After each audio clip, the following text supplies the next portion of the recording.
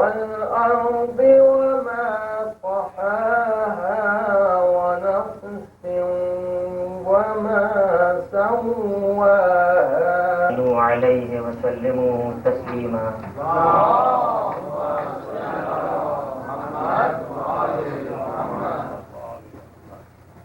سلام کے چلتا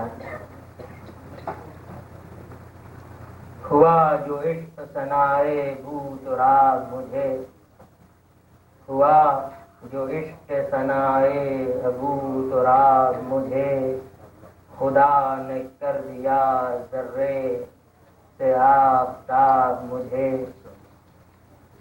خدا نے کر دیا ذرے سے آفتاب مجھے، اور تہے زمین نظر آئے ہیں بو تراب مجھے، تہے زمین نظر آئے ہیں بو تراب مجھے، اور ملا ہے قبر کی ظلمت میں آفتاب مجھے،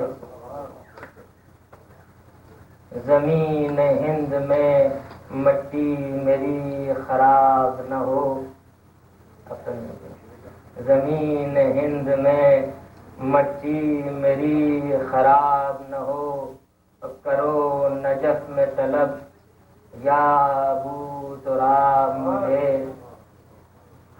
کرو نجف میں طلب یا ابو تراب مجھے، اور پدر کے غم میں تڑپتی ہوں کہتی تھی صغرا، پدر کے غم میں تڑپتی ہوں کہتی تھی صغرا، نہ چین آتا ہے اے بیویو نہ خواب مجھے، نقاب رخ سے الٹ دیجئے یا علی اکبر، نقاب رخ سے الٹ دیجئے یا علی اکبر، چمک دکھا کے جلاتا ہے آفتاب مجھے، یہ جو آگ نکیرین نے سوال انیس، یہ جو آگ نکیرین نے سوال انیس، بتا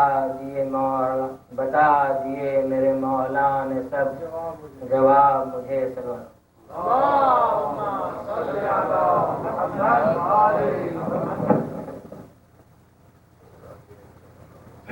پر محمد والے محمد صلی اللہ علیہ وسلم. مرثیے کے چند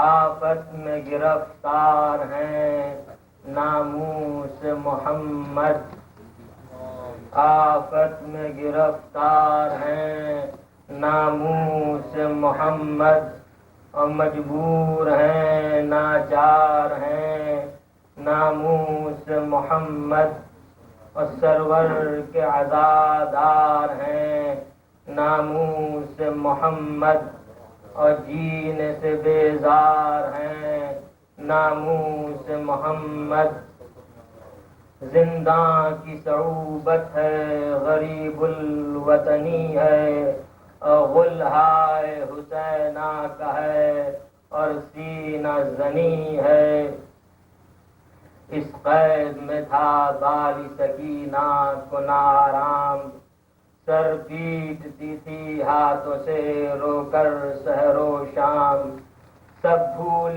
تھی بابا ہی کا بس یاد تھا ایک نام، اور کہتی تھی کہ اماں نہیں جینے کہ میں ناکام، پاؤں گی کہاں فاطمہ زہرا کے پسر کو، ہیں ڈھونڈتی آنکھیں میری مظلوم پدر کو، اور منہ چوم کے بہلاتی تھی ماں ہے میری پیاری، اب آئے گی یہاں بیوی کے بابا کی سواری، آؤ کرو آرام میری گود میں واری، رودات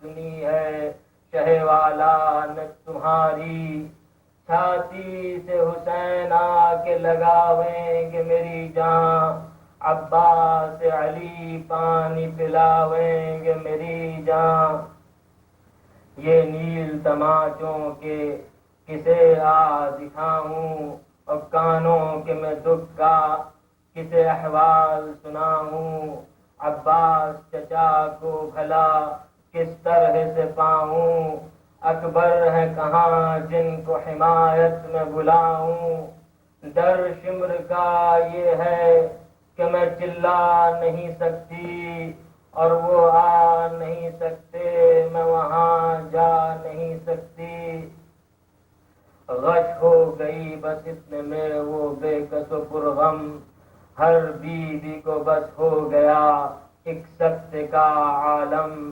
بانوں نے کہا ہائے میں اب کیا کروں اس دم، ہاتھوں سے چلی شیفتہ سید اکرم، جانو جگر شاہ مدینہ کو غش آیا، فریاد ہے فریاد سکینہ کو غش آیا، یہاں ہائے سکینہ کو ہوا شور جو ایک بار، تب خواب سے حاکم بھی محل میں ہوا بیدار، منگوائی خبر جب تو کسی نے کیا اظہار، ایک 4 برس کی جو ہے شبیر کی دلدار، یاد اس کو نہیں شہ کی فراموش ہوئی ہے، اور بابا کو یہ روتی ہے کہ بے ہوش ہوئی ہے، حلقہ کیے گرد اس کے حرم روتے ہیں باہم، کوہرام ہے زنداں میں قیامت کا ہے عالم،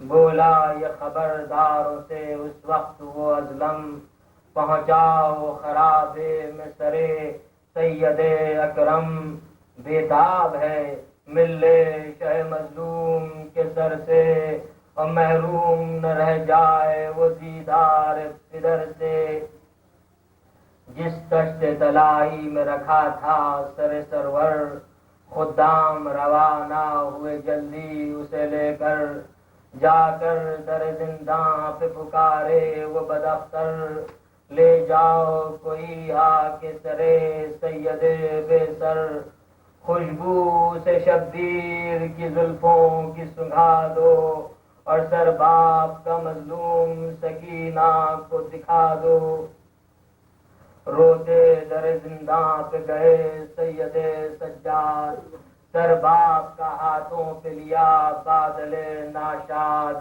زنداں میں چلے کرتے ہوئے نالو فریاد، جا پہنچے تو رانڈوں سے کیا رو کے یہ ارشاد، شبیر کا سر آیا ہے تعظیم کو اٹھو، اور زہرا کے جگر بند کی تسلیم کو اٹھو، پھر تھام کے شانے اسے بانوں نے اٹھایا، زینب نے کہا لے تیرے بابا، زینب نے کہا لے تیرا بے کس پدر آیا، سر خاک پہ سجدے کو سکینہ نے جھکایا، دیکھا جو سوئے تشت تو یہ شور مچایا، بابا کا میرے سر ہے یہ پہچان گئی میں، اس خون بھری زلفوں کے قربان گئی میں، چھوٹے سے جو ہاتھوں سے اٹھایا سر سرور، آنکھیں ملی رخساروں سے منہ رکھ دیا منہ پر،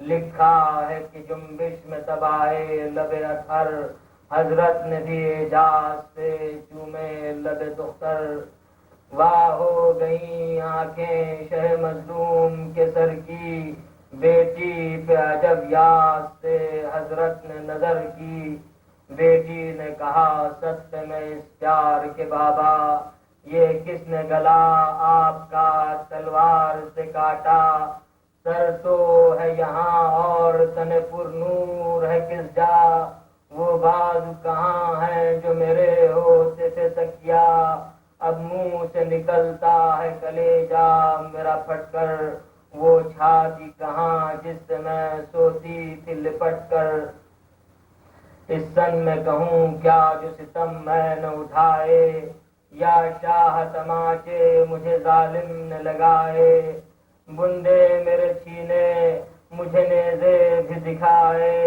اور باندھے ہوئے گردن میرے تن کھینچ کے لائے، نئے پیاس ہیں آپ اور نہ چچا جان ہمارے، نئے پاس ہیں آپ और न चचा जान हमारे फरियाद के मजरू हुए कान हमारे।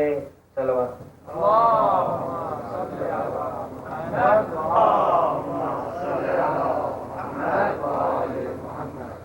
أعوذ بالله من الشيطان اللعين الرجيم.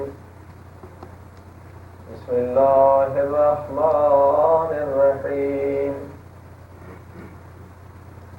الحمد لله رب العالمين. الحمد لله كما هو أهله، والصلاة والسلام على أشرف الأنبياء والمرسلين وخاتم النبيين أبي القاسم محمد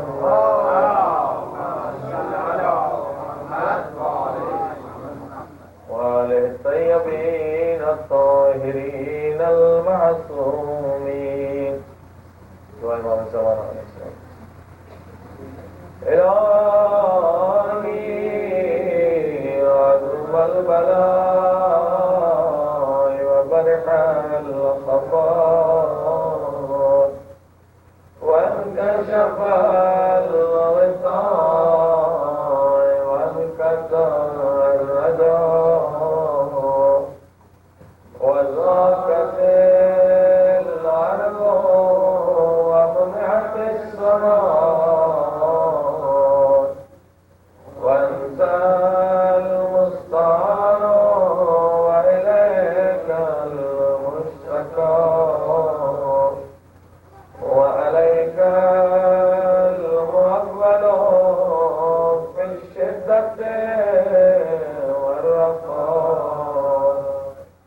اللهم صل على محمد وآل محمد أولي الأمر الذين فرضت علينا طاعتهم وعرفتنا بذلك منزلتهم، ففرج عنا بحقهم فرجا عاجلا قريبا كلمح البصر هو أكرم.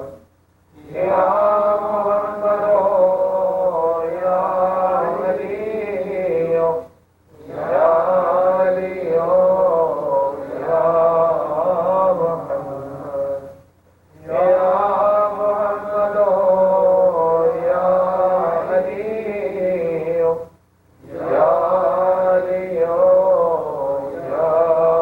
محمد اكفياني فإنكما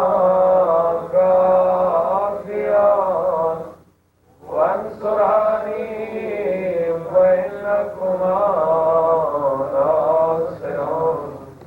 يا مولانا يا صاحب الزمان الغوث الغوث الغوث أدركني أدركني أدركني الصاع الصاع الصاع العجل العجل العجل. يا أرحم الراحمين بحق محمد وآله الطاهرين.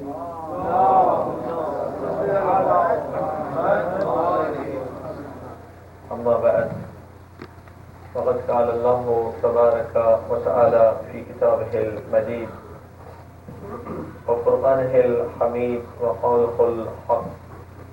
بسم الله الرحمن الرحيم. ومن أحياها فكأنما أحيا الناس جميعا. اللهم صل على محمد وآل محمد. In last few lectures we were discussing about the aim or goal of ibadah, aim or goal of the worships. We know the goal of the aim of our creation is ibadah, is worship. وَمَا خَلَقْتُ الْجِنَّ وَالْإِنسَ إِلَّا لِيَعْبُدُونَ. Allah subhanahu wa ta'ala created us for ibadah, for worship. But what is the goal of worship? What is the aim of worship? In Quran said, وَعَبُدْ بَكَ حَتَّى يَأْتِيَكَ الْيَقِينَ. The goal of worship that every Muslim or every mu'min and mu'minah, they should reach on the stage of yaqeen. وَعَبُدْ رَبَّكَ حَتَّى يَأْتِيَكَ الْيَقِينَ. This is the aim, this is the goal. That through ibadah, through worships, we have to reach on the point, on the stage known as yaqeen. What is yaqeen? Yaqeen means when person will able to see ghaib. Ghaib means unseen things. Just we discussed when man, Muslim, mu'min, mu'minah, they will able to see Jahannam and Jannah, heaven and hell in this world. This is from ghaib. This is from unseen things. It's not possible for every man, every human being. This is the special for those who reached on the stage of yaqeen. Sallu ala nabi. So how can we get this stage of yaqeen? Through ibadah. But we are also involved in worships. We are also doing all ibadah. Why not we are getting this stage? Because we discussed every ibadah, every worship has three levels. Primary level is ahkam. Ahkam is the obligatory things. And the secondary stage is mustahabat, adab. And the final stage is asrar. Asrar means the secrets of ibadah. Every worship has many, many secrets. When we understand the secrets of the ibadah, and then we follow on those secrets, then we will reach on the stage of yaqeen. Sallu ala nabi.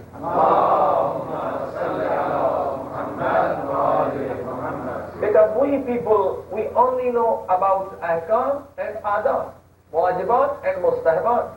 We don't know about the secrets. We don't know about the asrar. Every ibadah has many, many asrar. And we were discussing in last lecture about fasting, about sawm. We discussed in few lectures about the asrar, secrets of wudu, secrets of reciting Quran, and also we, in last lecture, discussed about the secrets of the fasting. And last lecture, we discussed only one secret of the fasting. Through fasting, this is the goal of the fasting, that we have to increase our willpower. That all our organs, eyes, tongue, hands, feet, stomach, all organs should under control of our willpower. That's why we have to protect these all organs from the sin. This is the real fasting, that your eye should not do any sin, your tongue, your all organs have fasting. This is the real fasting. Now we are going on. Further secret. Sallu ala nabi.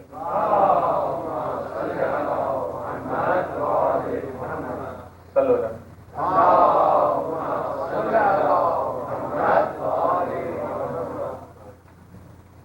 The another secrets of the fasting is build up spiritually power. Now there is difference between willpower and spiritually power. Willpower may be people which are not pious, which are not mu'min, which are not Muslim, but by doing some exercise in different fields, even unbeliever can develop willpower in some particular field.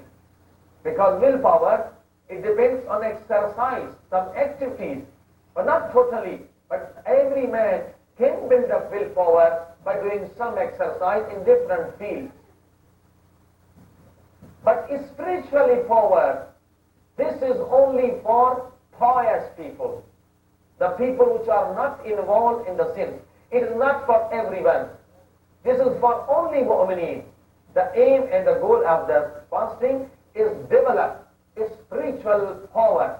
There are two powers: physical power, the power of the body, and another power, the power of the spirit or the power of the soul. There was one riwayah that one man, he entered in the house of Imam Ali alayhi salatu wasalam,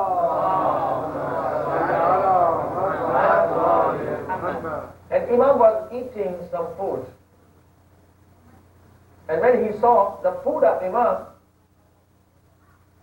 he was thinking in his mind, how my Imam is fighting against thousands, because his food is too much simple.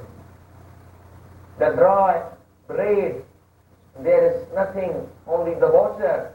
But how my Imam, he get the victory in the Khaybar, in the battle of Khaybar, which was impossible for all brave people. He was thinking in his mind, because when he saw the food of Imam Ali, it was amazing for him. When he was thinking, that Imam Ali said, you are thinking these things, that my food is very simple.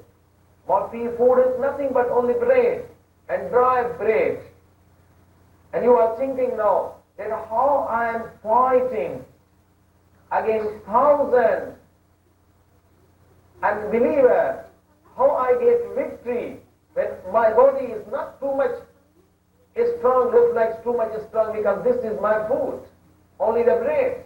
Then Imam said, look, I got victory not by physical body, but in the battle of the Khaybar, I get the victory because I have the another power, and that power is spiritually power. Sallu ala Nabi.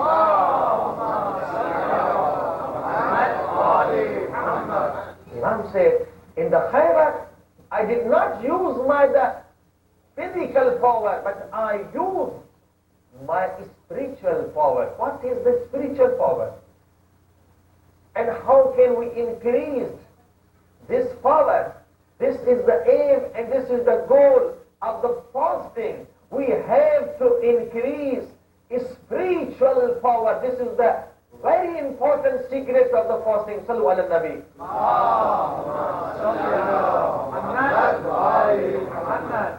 This is the lesson from Ahlul Bayt's teaching. When man is doing ibadah, he is involved in worship, he is fasting, or he is praying his namaz, his salat, he can develop his spiritual power. How? With concentration towards Allah subhanahu wa ta'ala. With full concentration. By full concentration. Means this power will develop when our connection with Allah subhanahu wa ta'ala, or our relation with Allah subhanahu wa ta'ala, we make this connection with Allah subhanahu wa ta'ala, we develop this connection between our soul and between Allah subhanahu wa ta'ala. When we develop this connection too much highly, in this way, that I am giving you the example, when this connection will develop slowly, gradually, when we concentrate towards Allah subhanahu wa ta'ala, when we increase the love of Allah subhanahu wa ta'ala, then if our body is in trouble, for example, we are suffering from any disease, we have some problems, mentally problems or physical problems, doesn't matter, we have some problems, but if we develop this power, which power is spiritual power? What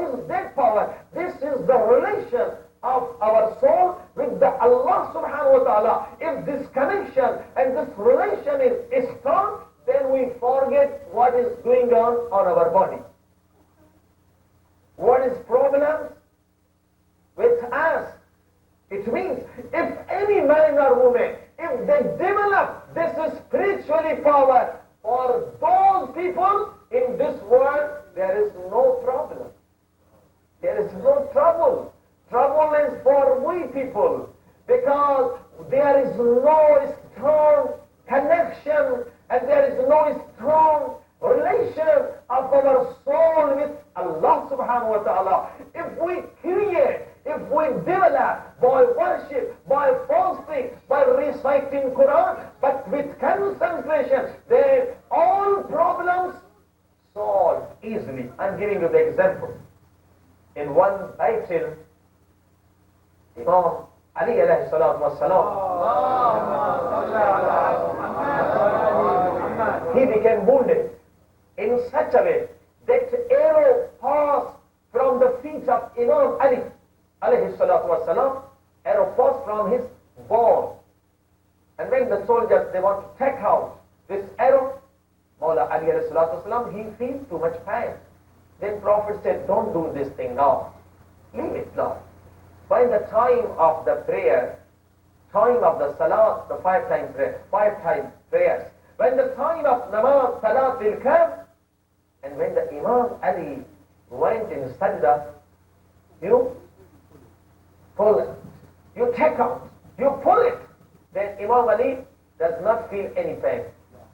And everyone waits for this new thing, and this thing happened. This is written in history. When Imam Ali alayhi salatu wasalam, he went in sajda, the ashab, the followers of Prophet, they pull out that arrow, and there was too much bleeding. But Imam Ali, he did not know anything what is happening on my body. Why? Because during his prayer, his connection, the connection of the soul of Imam Ali with Allah subhanahu wa ta'ala was so strong that the arrow pulled out it. But Mawla Ali alayhi salatu wasalam did not feel any pain. Sallu ala nabi.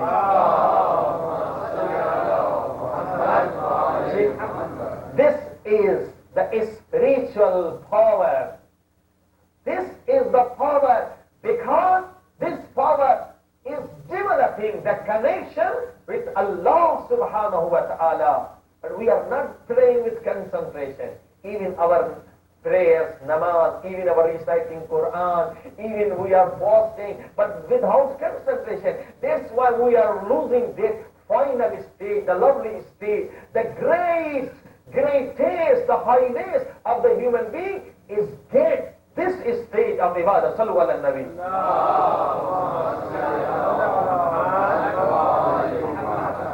So this is the spiritual power.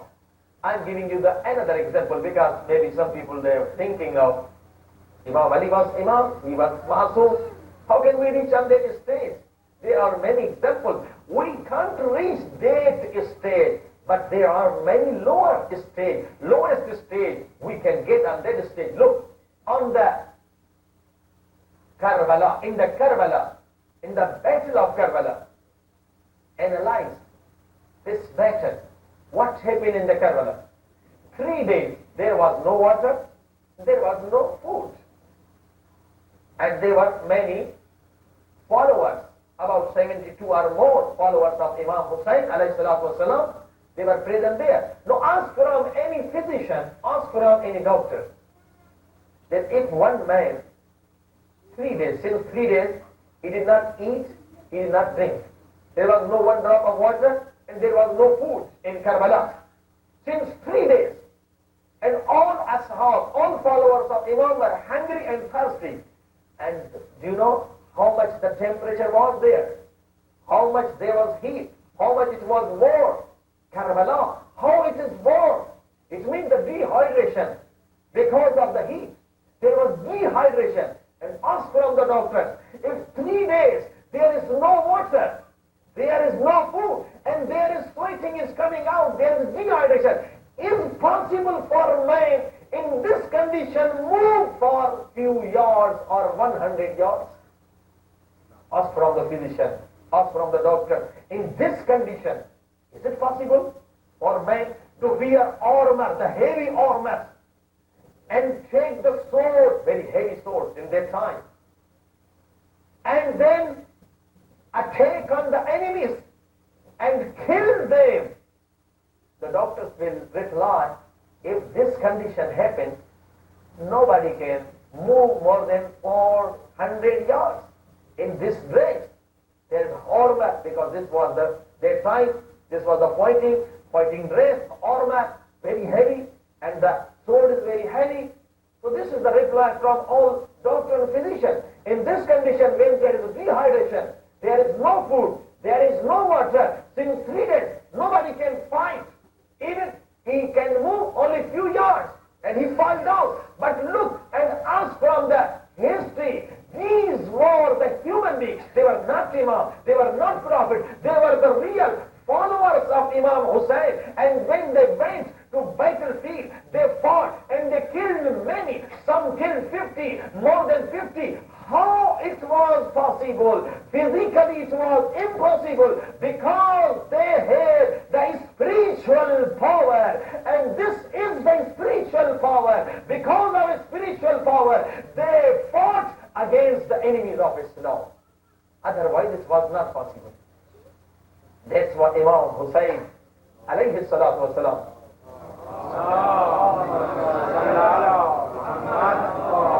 he had chosen those only who developed this spiritual power. That's what there were many people, they want to come in this field, come in Karbala, but Imam Hussein said, no, we don't need.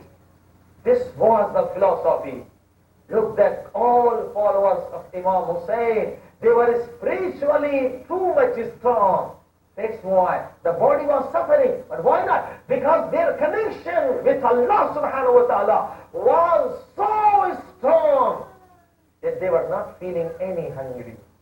They were not feeling any thirst. Because there is another riwayah of Imam, that one man, he asked from the Imam, when these people which were in Karbala, they were since 3 days thirsty and hungry, and when they become wounded, and when they become martyrs, O Imam, O my leader, tell me how they were feeling when they were wounded, even they were thirsty, even they were hungry. How was their feeling? They feel pain. How much their pain was? Imam said, do you know how they feel when they become wounded? Just like, I'm not giving you the actual word, but the meaning is this. Imam says that just like the mosquito came here and he cut you, how much pain you feel? Or some people comes and he press your finger. Imam, actual word is this, as Imam said. If any person he comes and he press your finger, how much pain you feel? He said, Molana, nothing. He said the same condition was about those people which were the real followers of Imam Hussein.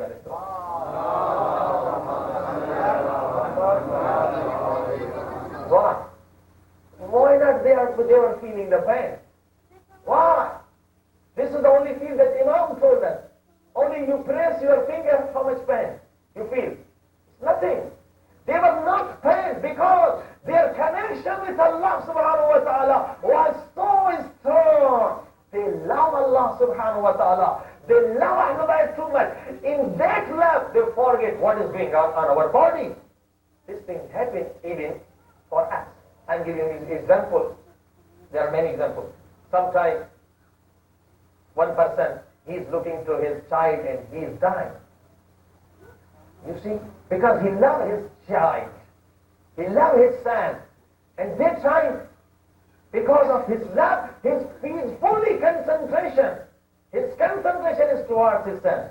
And sometimes his hand becomes wounded, but he don't know what is going on my hand. What?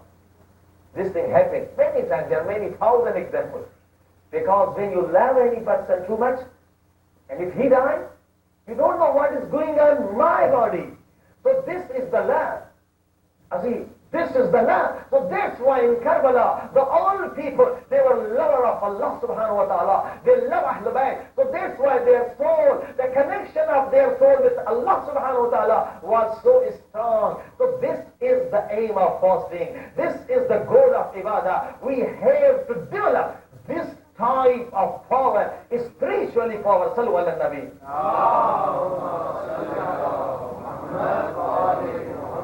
This is the secret of ibadah, secrets of the fasting. There is another riwayah. Hazrat Isa alayhi salam, means Jesus, has seen his mother in his dream. Hazrat Isa alayhi salam, Hazrat Jesus, he saw that his mother is in heaven. Alhamdulillah, there are many blessings, many ni'mah. She is happy there. And Hazrat Isa, Hazrat Jesus asked from his mother, "Oh my mother, how are you feeling? Everything is fine?" "Alhamdulillah, everything is fine." "So what is your aim? What is your wish?" The mother of Isa, mother of Jesus said, "This is only my wish, that I want to come again in this world." Then Jesus, it's amazing for Hazrat Isa, Jesus, he said, "Why mother?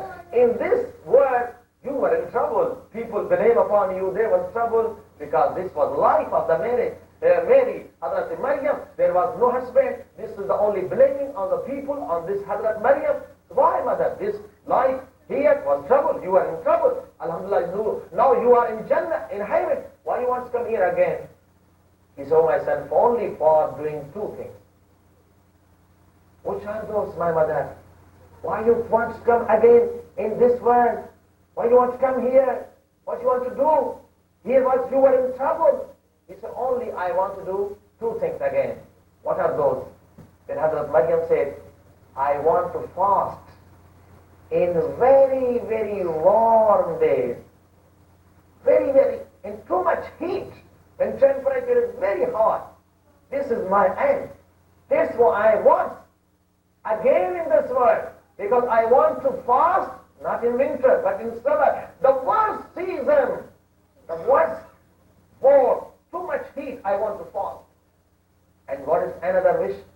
"I want to be again here. Another thing which I want to do is midnight prayers, Salatul Layl, Namaz al-Shaf, Namaz al-Tahajjud.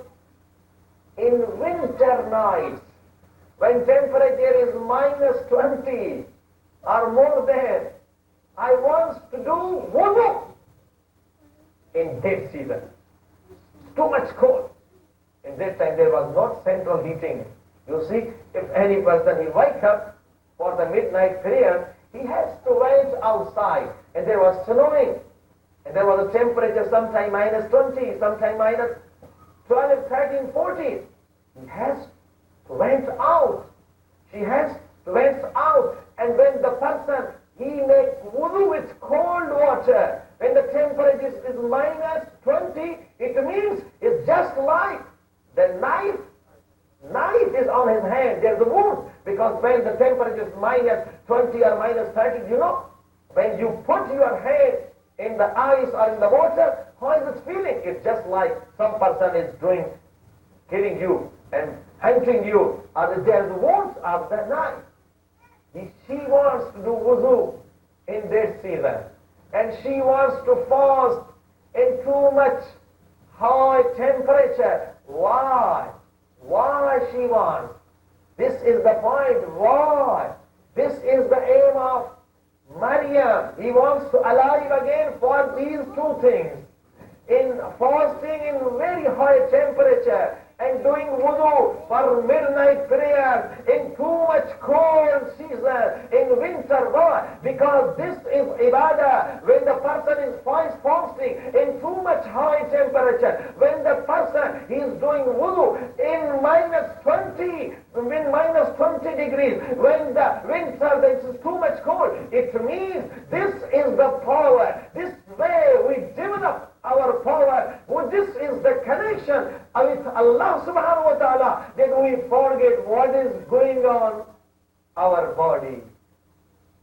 Our body is suffering or not. So when we are fasting, we have to check ourselves that when we are fasting, How is our feeling?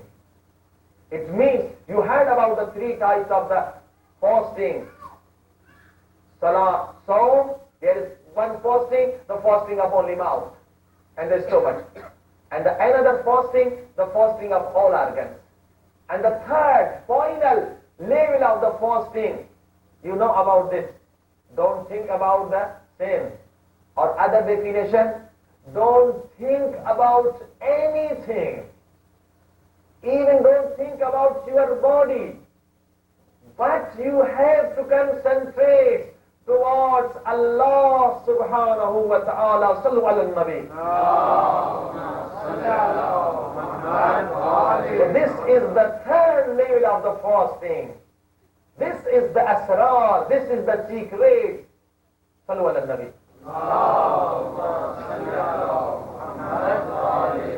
And this is not the final secret. There is Hadith Qudsi, very interested Hadith Qudsi. Do you know what is the Hadith Qudsi? Hadith Qudsi means the saying of Allah subhanahu wa ta'ala. Kalamullah. But it is not present in Quran. That we know, that we say, this is the Hadith Qudsi. That Allah subhanahu wa ta'ala says, As-sawmu li wa ana ajzi bih. The fasting is special for me. Why Allah subhanahu wa ta'ala is saying this type of thing, as-sawmu li? All prayers is for Allah. When person is reciting, this is also for Allah. When the 5-time prayers he is doing namaz, salat, this 5-time prayers is for also Allah. He is doing the charity, this is also for Allah. But no Hadith Qudsi say no. As-sawmu li. Allah subhanahu wa ta'ala say, fasting is especially for me. Especially for me. Wa ana ajzi bih. And I will especially give reward to those who were fasting. Because there is some reward that Allah subhanahu wa ta'ala ordered to angels, give them reward.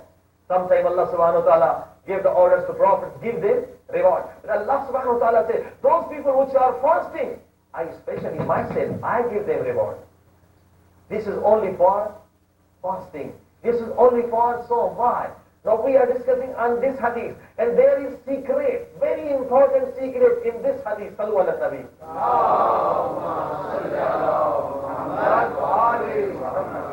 Outwardly meaning, apparently meaning of this hadith Qudsi is this. That Allah subhanahu wa ta'ala says, as-sawmu li. The fasting is especially for me. Why? Because there are many people in the world, in the history of the world, they think sometimes unbelievers, that stars are our God. Some Indian believers, they think the moon is our God. These people, they were mushrik, they were unbelievers, and sometimes they make their idols and they say this idol is God. Sometimes Pharaoh, the dictator of the Egypt, he announced, I am God. They were not God, but they were false God. They were false God. So these people, they were doing worship for them. Some people, they were doing worship for idols. Some foolish people, they have doing worship for the moons. And they give the sacrifice. They do what we are doing, the ibadah. They were doing ibadah for whom? For idols. But look to the history of the human being. All unbelievers, they have done all things, all type of the worship for all false God. But no one fasts for any idol. This is the history of the human being. No one fasts, no fasting for the false God. The fasting is only for the real God. Because this is the proof from the history. There was no fasting for the moon. There was no fasting for the Pharaoh. No one falls for any God. They were not real God, they were false God. The fasting is only for Allah subhanahu wa ta'ala. Sallu ala nabi. So this is the apparently meaning, not the hiddenly meaning. Asrar means something is hidden. We have to discover those. As-sawmu li. Allah subhanahu wa ta'ala says, fasting is especially for me. وَأَنَا أَجْزِي بِهِ. And I will give the reward to those who were fasting, the real fasting. And if you do this translation by grammatically way, if you change some grammatical things in this hadith, if you do the majhul in grammatical, then the meaning will change. As-sawmili, the meaning will be in this way: the fasting is for me, wa ana ajzi bih, and I am only the reward of fasting. Meaning is different. You are not giving the intention. The first meaning was, I will give the reward. And if you change grammatically these words in majhul, then this is the meaning. As-sawmili, the fasting is for me, and I myself reward for those who are fasting. Allah subhanahu wa ta'ala is saying, I am reward. Jannat is not reward for those. But I, myself, I am reward for those who are fasting. Sallu ala nabi. What is the meaning of this way? That Allah subhanahu wa ta'ala is reward. Allah subhanahu wa ta'ala is jaza. And Jannah is jaza for fasting. Which fasting? The final stage of the fasting. Not the first or second. No, the final, the best level of the fasting. We are talking about this. Ana ajzi bih. I am the reward. Now this is the very important discussion. And now we want to finish it. And we want to complete it with the help of dua-e-sahar. This dua, very lovely dua, is from Imam Muhammad Baqir alayhi salatu. Dua-e-sahar. You know about the dua-e-sahar. What is dua-e-sahar? Imam Muhammad Baqir alayhi salatu wasalam, he is telling us what is the reward for the fasting. Imam did not ask about any blessing of this word or that word in this dua. Imam did not ask about Jannah. Oh my God, give me Jannah. No. Give me heaven. No. Give me money. No. Imam what asked in this dua, this is the secret of the fasting. Imam wants to teach us what is the aim of fasting. What is the goal of the fasting? The aim of fasting is not to reach in Jannah, but it is more higher than Jannah. That's why Imam did not ask for Allah subhanahu wa ta'ala give me Jannah. No, the fasting is more higher, means the third level, the final level of the fasting. Imam did not ask about Jannah. He did not ask about any blessing of Jannah. He did not ask about any blessing of this word. What is the aim of fasting? Imam is telling us, Allahumma inni as'aluka. Oh my God, I want to ask what? Min jamalika. I want your beauty. Look, what is the Hadith Qudsi and what is the wording of Imam? Hadith Qudsi, Allah subhanahu wa ta'ala say, if you fast real, ana ajzi bih. I am the reward. Jannat is not reward. I am the reward. I myself reward for you. And Imam is asking same thing. Allahumma inni as'aluka min jamalika. Oh my God, I want your beauty. Allahumma inni as'aluka min jalalika. Oh my Allah subhanahu wa ta'ala, I want your jalal. Allahumma inni as'aluka min asma'ika. Oh my God, I want your asma, your name. So this is the goal. This is the goal of the fasting. Imam said, don't ask for the Jannah. This thing is more higher than Jannah. You ask for Jamal, the beauty of Allah, because the Allah's names are divided in two parts, Asma'u Jalaliya and Asma'u Jamaliya. Some names, there is Jamal, the beauty of Allah subhanahu wa ta'ala. Because this is the secrets of the fasting. Oh my God, give me your beauty. The same thing that we discussed in reciting Quran, the final stage of the reciting Quran. You hear the Quranic word by Allah subhanahu wa ta'ala. And here is the same thing. Allahumma inni as'aluka min jamalika. It means, oh my God, I want your tajalli. We discussed about tajalli. What is the tajalli in some lecture? What is tajalli? Allahumma inni as'aluka min jamalika. Min jalalika. It means Imam is asking, oh man, oh human being, oh mu'mini, if you are fasting real, then this is your reward. You ask for the beauty of Allah, tajalli of Allah, tajalli of Asma, tajalli of Sifat. There are 1,000 types of tajalli of Allah subhanahu wa ta'ala. What is tajalli? We discussed. What is tajalli? Nobody can know. It is not explained. It's not possible explain in words. It's the tajalli.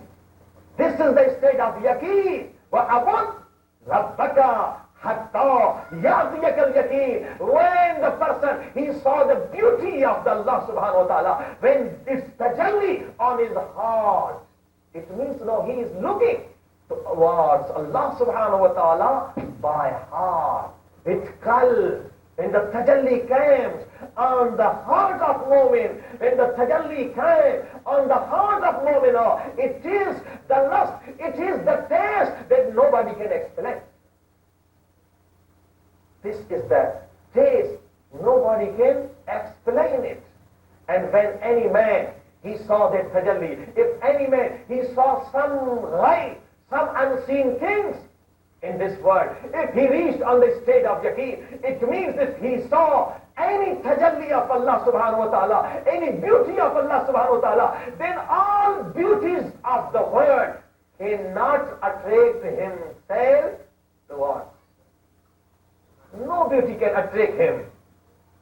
No sin can attract him if he saw the beauty of Allah subhanahu wa ta'ala. No beauty of the world, all beauties of the world cannot attract that God, that person who has seen the beauty of Allah subhanahu wa ta'ala, and the person who has seen Jalal of Allah subhanahu wa ta'ala, the power of Allah subhanahu wa ta'ala, then all powers jointly will not make any single fear in the heart of that person. If he saw the jalal of Allah subhanahu wa ta'ala, then there is no fear for him from any power of the world. Sallu ala nabi.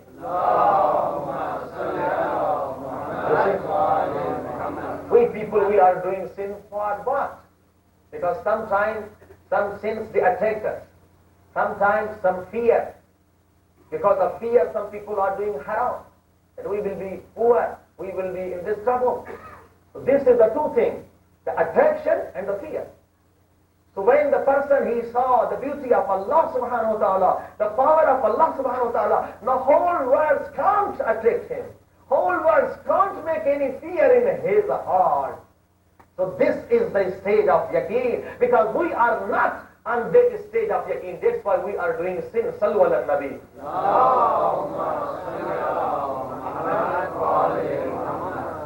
Sallu ala nabi. Inshallah, these speeches will be increased, will be continued up to 12 September. It was before 2 days. Inshallah, we will discuss more, and we want to complete this topic of Asrar Ibadah. Sallu ala Nabi.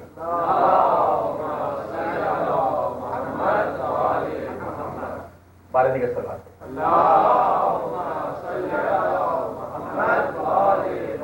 अज़ीज़ान गिरामी, हमारी गुफ्तगू अक़ाइद के सिलसिले में कल तौहीद पर खत्म हो चुकी और आज हम तौहीद के सिलसिले के बाद नबूवत की तरफ बढ़ेंगे। सलात पढ़िए आवाज़ बुलंद। और जैसे तौहीद में आपने सुना कि हमने अक़ली दलाइल से काम लिया, अहादीस और कुरान के दलाइल तो मुसलमानों के लिए है। ये बहस जो हमारी थी, ये फ़कत उन लोगों के लिए है जो इस्लाम को नहीं मानते, जो कुरान और हदीस पर ईमान नहीं रखते हैं, वरना कुरान और हदीस से तो बहुत सारे दलाइल मौजूद हैं। और इसी तरह से अब नबूवत की बहस भी हम इसी तरह से करना चाहते हैं कि अक़ली दलाइल के रोशनी में ये देखा जाए कि आखिर नबूवत की क्या जरूरत है। सलात पर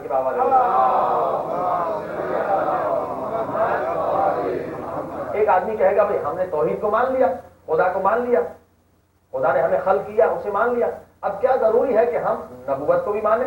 अब खुदा ने हमें अक़ल दी है, جب خدا نے ہمیں عقل دی ہے تو بس عقل کے ذریعے سے ہم اللہ کے راستے کو پکڑے رہیں گے اور اسی طرح سے ہم اللہ کی رضا کو حاصل کریں گے. صلوات پڑھیے والے کو.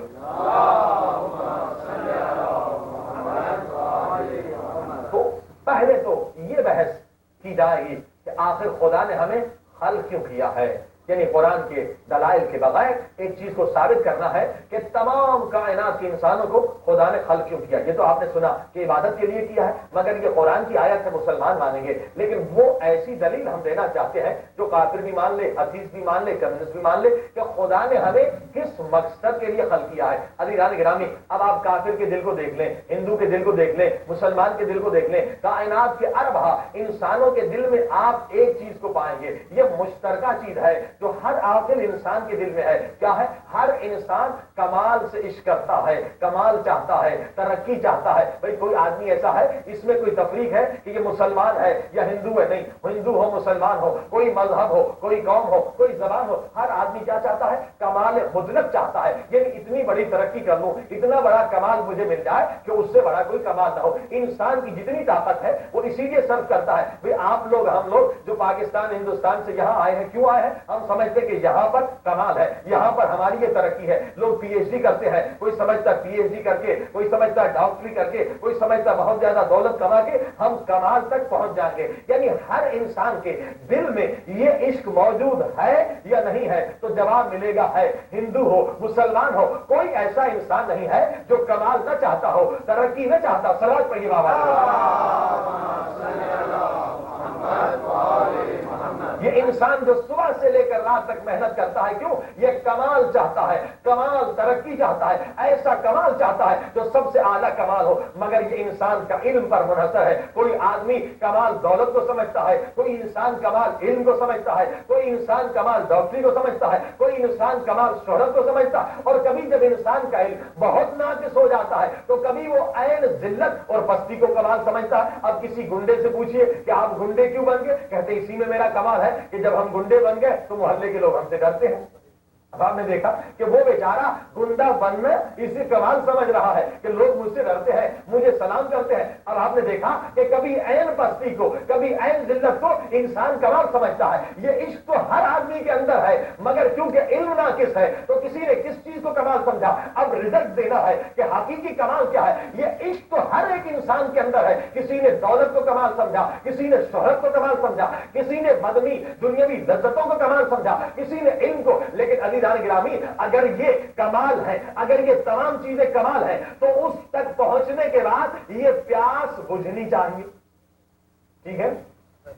کیونکہ یہ پیاس ہر انسان کے دل میں ہے، کمال تک پہنچنا چاہتا ہے. بھائی اگر وہ انسان، اگر اس حقیقی جیسے پیاس آپ دیکھتے ایک پانی ہوتا ہے، ایک پانی نہیں ہوتا ہے، دھوکا ہوتا ہے، سیراب ہوتا ہے، ہاں ایک معراج ہوتا ہے، پانی نظر آتا ہے. تو جب پانی پر آدمی پہنچتا ہے تو پیاس بجھ جاتی ہے. لیکن جب سیراب پر جاتا ہے، معراج پر جاتا ہے تو پانی نہیں ہوتا تو پیاس اور بڑھ جاتی ہے. تو اب مسئلہ یہ ہے کہ اگر یہ پیاس ہر آدمی کے دل میں ہے تو اب کسی نے ڈاکٹری ہونے کو اپنا کمال سمجھا تو بھائی ٹھیک ہے، کسی نے کہا کہ 1 ملین کما لوں تو بس یہی میرا کمال ہے. تو جب 1 ملین اسے ملنا چاہیے تو اب اس کا پیٹ بھر جانا چاہیے، اس کی پیاس بجھنی چاہیے. مگر جب ہم تجربہ کرتے ہیں کہ وہ جناب جتنا پیسہ ملا، جتنا علم ملا، جتنی شہرت ملی، اب یہ پیاس تو اور بڑھتی چلی گئی.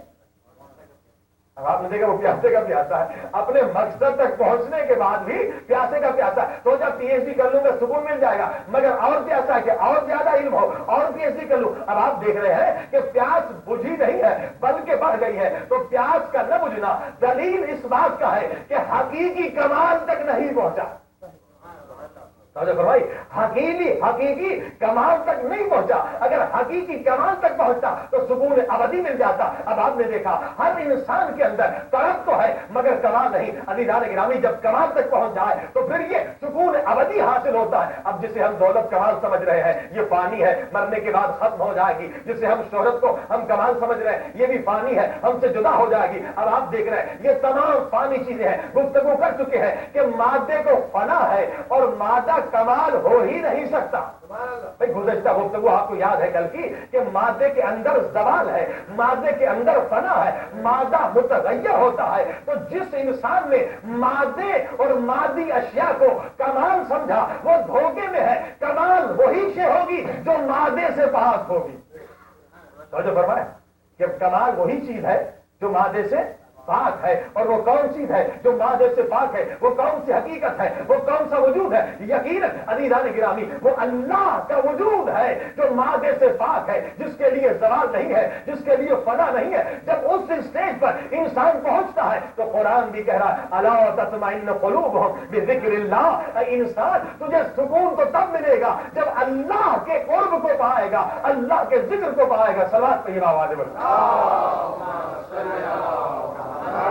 آپ نے دیکھا کہ کمال مطلق اللہ کی ذات ہے. کوئی آدمی مادے کو سمجھتا ہے، مادی اشیاء کو، بھئی یہ باتوں میں ہے، کہانیوں میں ہے کہ لیلا پہ مجنو لیلا پہ عاشق ہو گیا اور لیلا بیمار ہو گئی. بیمار جو ہو گئی، سخت بیمار ہے، اس کا چہرہ وغیرہ حسن ختم ہو گیا. تو اس نے اپنی ماں سے کہا کہ جا کے اس پاگل مجنو سے کہو کہ تو مجھ پہ عاشق ہوا ہے. میری یہ حیثیت ہے کہ ایک بخار نے میرے حسن کو ستیہ کر دیا، میرا حسن برباد کر دیا. کیونکہ انسان مادہ ہے، وہ بے وقوف احمق ہے جو مادی اشیاء سے عشق کر رہا ہے. بھئی مادے میں فنا ہے، ایک دن حسن فنا ہو جائے گا، ایک دن کائنات فنا ہو جائے گی، ہر مادی شے کو فنا ہے. تو لیلا نے کہا اس پاگل سے جا کر کہہ دے تو مجھ پہ عاشق ہوا، ایک بخار میں آ کر دیکھ لے کہ میرے چہرے کی کیا حالت کر دی ہے. یعنی انسان اگر عشق کرے تو اس حسن سے عشق کرے جس حسن کو فنا نہ ہو. وہ کس کا حسن ہے؟ امام بتا رہے ہیں اللہم انی اسألک من جمالک، اے خدا میں تیرے حسن کا عاشق ہوں کیونکہ تیرے حسن کو کبھی فنا نہیں ہے. صلوات پڑھیے آواز. مادی اشیاء کمال نہیں دے سکتی. اللہ کی ذات ہے جو مادے سے پاک ہے، مادے کی صفات میں فنا ہے، مادے کی صفات میں متغیر ہونا ہے، زوال ہے. صلوات پڑھ کے آواز بلند. اب یہ پایا ہر انسان کمال مطلق چاہتا ہے.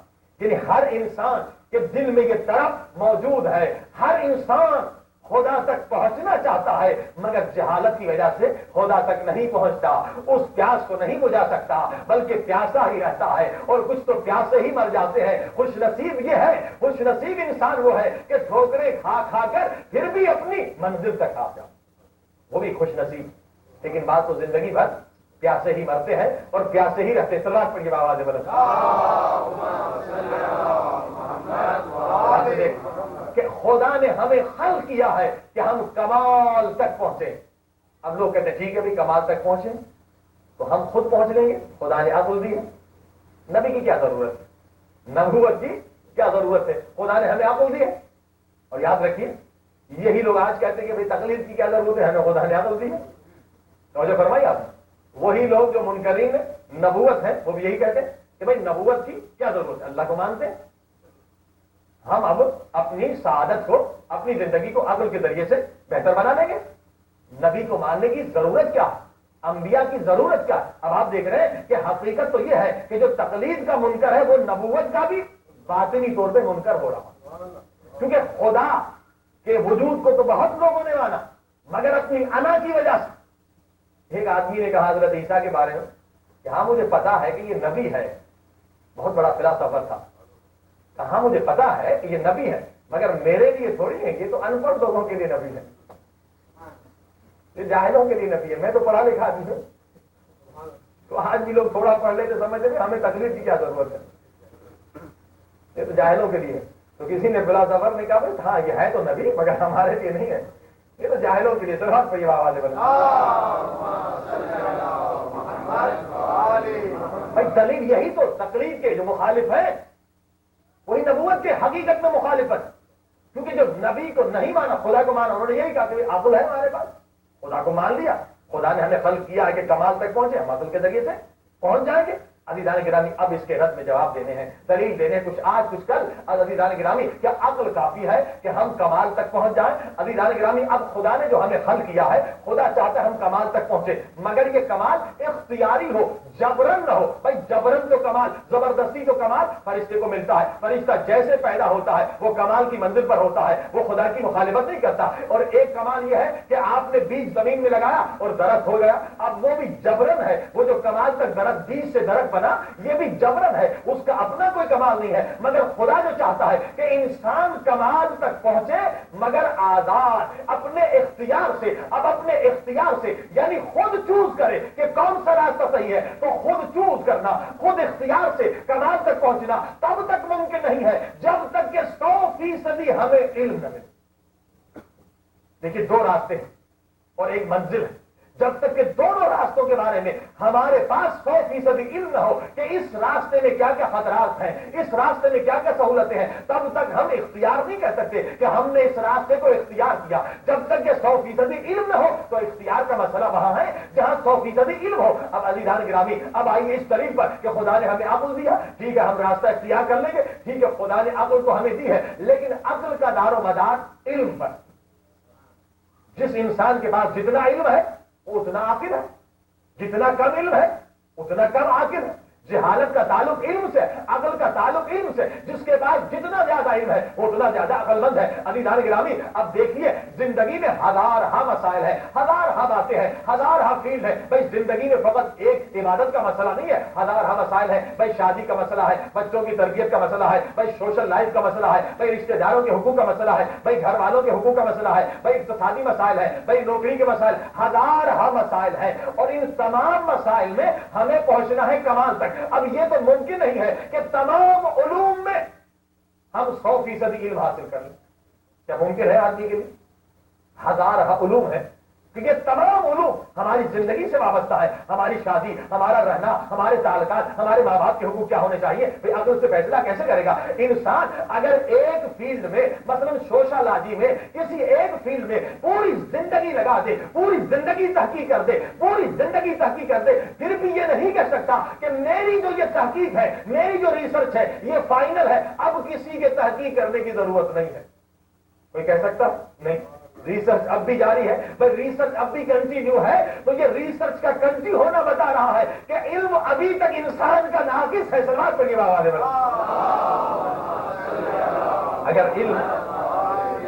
اگر علم کمپلیٹ ہو جائے تو پھر علم کنٹینیو کیوں، پھر یہ ریسرچ کنٹینیو کیوں؟ کنٹینیو ہونا یعنی علم ابھی کمپلیٹ نہیں ہوا۔ اب کوئی آدمی ایسا نہیں ہے جو کسی ایک فیلڈ میں یہ دعویٰ کر سکے کہ جناب بس میں اتھارٹی ہوں، جو میں کہوں یہ فائنل ہے، 100% میں نے صحیح رزلٹ نکالا۔ نہیں عزیزان گرامی، خامیاں پھر بھی ہوں گی کتنا بھی علم ہو۔ اب آپ دیکھ رہے ہیں کہ ہزارہ زندگی کے مسائل ہیں، ہزارہ شعبے حیات ہیں، جبکہ ایک شعبے حیات میں بھی ہم 100% علم حاصل نہیں کر سکتے، تو اب کمال تک تو ہم تب پہنچیں گے، کمال تک تب پہنچیں گے جب تک کہ ایسا علم دینے والا ہو جس کو خدا نے اتنا علم عطا کیا ہو کہ ہر شعبے حیات میں وہ اتھارٹی ہو۔ ہر شعبے حیات میں اس کے پاس 100% علم ہو۔ انسان کے بس سے باہر ہے کہ ہر فیلڈ میں، اکانومی میں، سوشلوجی میں، گھر کے حقوق، والدین کے حقوق، دوستوں کے حقوق، کھانا پینا، یہ انتظام، عبادات، ان تمام چیزوں میں وہ انسان کاملاً عالم ہو سکے۔ 60-70 سال زندگی میں یہ ممکن ہی نہیں ہے، ایک فیلڈ میں ممکن نہیں ہے، جبکہ ہزارہ شعبے حیات ہیں۔ اب چلیے عقل کے ذریعے سے یورپ امریکہ میں دیکھیے بڑے بڑے دانشمند، بڑے بڑے اسکالر، بڑے بڑے عقل مند کہلوانے والے بیٹھ کر ایک کانسٹیٹیوشن بناتے ہیں، ٹھیک ہے کانسٹیٹیوشن بنا دیا۔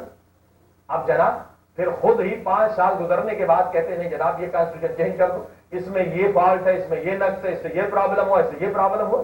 بھائی ہر ملک میں آپ دیکھ رہے ہیں، یورپ میں دیکھ لیجیے، امریکہ میں دیکھ لیجیے، جہاں دیکھیے کہ جناب پہلے تو ایک کانسٹیٹیوشن بہت بڑے ماہرین بناتے ہیں، مگر پھر کہتے ہیں نہیں جناب اس سے دیکھیے یہ رزلٹ غلط نکلا، ہم نے یہ سوچا تھا اور یہ ہو گیا۔ اب آپ نے دیکھا کہ بڑے بڑے علماء، بڑے بڑے مفکرین، بڑے بڑے اسکالر بھی بیٹھ کر جب کوئی آئین بناتے ہیں، کانسٹیٹیوشن بناتے ہیں، تو پھر آگے دیکھتے ہیں کہ نتیجہ برا نکلا تو پھر انہیں بدلنا پڑتا ہے۔ تو یہ قانون کا بدلنا بتا رہا ہے کہ عقل ناقص ہے کیونکہ علم ناقص ہے۔ یہ علم کیونکہ ناقص تھا، اسی لیے علم کے بنیاد پر ہم نے جو فیصلے کیے وہ آگے چل کر غلط ہو گئے۔ سلام پڑھیے بابا نے بولا، کیونکہ انسان کی نالج کمپلیٹ نہیں ہے، لہذا فیصلہ بدلنا پڑا کہ یہ نقصانات ہوئے۔ آپ کو پتا کہ کتنے فیصلے بدلنے پڑے، حتیٰ کہ اب تو شراب پر بھی بعض جگہوں پر پابندی لگا دی گئی، کھیل کود کے میدانوں میں پابندی لگا دی گئی کہ جناب اس سے اتنے آدمی مر گئے، اتنے نقصانات ہوئے۔ اب آپ نے دیکھا جبکہ قرآن نے 1400 سال پہلے بتایا تھا، اب یہ انسان اب آپ دیکھ رہے ہیں کہ اپنے علم کے کم ہونے کی وجہ سے جو فیصلے کرتا ہے اس میں خطا کھاتا ہے۔ چلیے ایک اور دلیل سن لیجیے، مولا متقیان علی علیہ الصلوۃ والسلام، یہ دلیل نہج البلاغہ میں دیتے ہیں کہ نبوت کی ضرورت کیا ہے. مولا علی فرماتے ہیں نبوت کی ضرورت کے بارے میں. مولا فرماتے ہیں کہ عقل انسانی شہوت کے پردوں کے نیچے دفن ہے. انبیاء کا کام ہے کہ ان شہوت کے پردوں کو ہٹائے تاکہ عقل میں زندگی آ جائے. عقل تو ہے مگر شہوت کے پردوں کے نیچے دفن ہے. انبیاء کا کام کیا ہے کہ ان شہوت کے پردوں کو ہٹائیں تاکہ عقل انسان زندہ ہو جائے. اب آپ دیکھ نہیں رہے کہ یہ جو قانون بن رہا ہے شہوت کے پردوں کے نیچے کیونکہ عقل دفن ہے. بھائی ہومو سیکسولیٹی کو انہوں نے جائز قرار دیا, لیگل قرار دیا, لیکن اب جو ایڈ کی وبا آئی ہے تو اب سوچ رہے ہیں کہ اسے بند ہونا چاہیے کیونکہ خود اس مرد میں مبتلا تھے لہذا کہا جائز ہے. قانون بنانے والے کیونکہ خود معلوم تھے, خود محدود تھے, خود ان گناہوں میں گرفتار تھے تو کہا ہومو سیکسولیٹی جو ہے وہ جائز ہے کیونکہ عقل جو ہے شہوت کے پردوں کے نیچے دبی ہوئی ہے. صلوات پڑھیے بابا بلند. خود کرپٹ تھے تو لہذا وہی قانون بنا دیا جس میں کرپشن ہو کیونکہ شہوت ہے, شہوت کے نیچے عقل دب جاتی ہے. اب آپ دیکھ رہے ہیں کہ انبیاء کا کام ہے کہ ان شہوت کے پردوں کو ہٹائے. بھئی انبیاء جب نہ ہو تو پھر کس کا کام ہے؟ مرجع کی تقلید کیوں ہے جب اگر نبی نہ ہو, امام نہ ہو تو تقلید کس کی کرنی ہے؟ حکم تقلید اس کی کرو جو سب سے زیادہ متقی ہو, جو شہوت پرست نہ ہو تاکہ شہوت کے پردوں کو ہٹائے. اسی مولا کی دلیل سے تقلید کی دلیل کہ مولا نے دلیل نبوت پر دی ہے کہ نبوت کی ضرورت کیا ہے. اس لیے کہ انسان کی عقل شہوت کے نیچے دب گئی. ایک آدمی جو شہوت پرست ہے, نہ داڑھی رکھتا ہے, نہ نماز پڑھتا ہے, نہ حج کرتا ہے, نہ خمس دیتا ہے, وہ کہتا ہے مجھے تقلید کی ضرورت نہیں ہے, جبکہ سب سے زیادہ ضرورت اسے ہے کیونکہ اس کی عقل شہوت کے نیچے زیادہ دبی ہوئی ہے. توجہ فرمائی آپ نے, سب سے زیادہ ضرورت اسے ہے کیونکہ انسان صحیح فیصلہ نہیں کر سکتا جب تک کہ شہوت کے پردے ہٹا نہ دیے جائیں. نبی نہ ہو تو حکم ہے اس کی تقلید کرو جو سب سے زیادہ متقی ہو تاکہ اس کے عقل کے اوپر کوئی شہوت کا پردہ نہ ہو. سمجھ پڑیے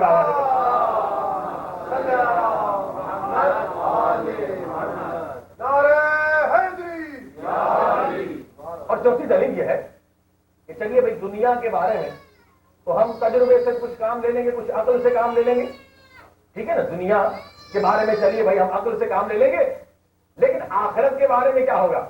بھائی کمال تک پہنچنا ہے تو فقط دنیا نہیں ہے, دنیا بھی ہے اور آخرت بھی ہے. دنیا آخرت دونوں زندگی ہے, ان دونوں کے ذریعے سے ہمیں کمال تک پہنچنا ہے. یہ زندگی تو آپ نے دیکھا کہ فقط ایک شاخ ہے. کل کی جو بحث تھی روح کی ایک شاخ ہے یہ جسم, تو وہ زندگی جو آخرت کی زندگی ہے اس میں تو ہم نے قدم ہی نہیں رکھا, اس کے بارے میں تو علم نہیں, اس کے بارے میں تو تجربہ نہیں. جب اس فیلڈ میں قدم نہیں رکھا تو اب آخرت کے بارے میں ہم فیصلہ کیسے کریں گے؟ مثلا نماز فجر 2 رکعت پڑھنی ہے یا 4 رکعت پڑھنی ہے, یہ فیصلہ کون کرے گا کہ 2 رکعت پڑھنے میں زیادہ ثواب ہے یا 4 رکعت پڑھنے میں ثواب زیادہ ہے؟ کیونکہ آخرت کے بارے میں ہمیں علم نہیں ہے. اب آپ دیکھ رہے ہیں کہ دنیا کے بارے میں چلیے کچھ ناقص علم ہے, لیکن آخرت کے بارے میں تو کچھ پتا ہی نہیں ہے کہ جناب 2 رکعت پڑھنے میں ثواب, 4 رکعت پڑھنے میں. اگر 4 رکعت نماز فجر پڑھی تو شریعت کا مسئلہ ہو کہ جناب ثواب کیا, نماز ہی نہیں ہوئی. صلوات پڑھیے بابا. آپ دیکھ رہے ہیں کہ آخرت کے بارے میں پھر ہمیں ایسے انسان کامل کی ضرورت ہے جس کے پاس دنیا کا علم بھی 100% کامل ہو اور آخرت کا علم بھی 100% کامل ہو. صلوات پڑھیے بابا.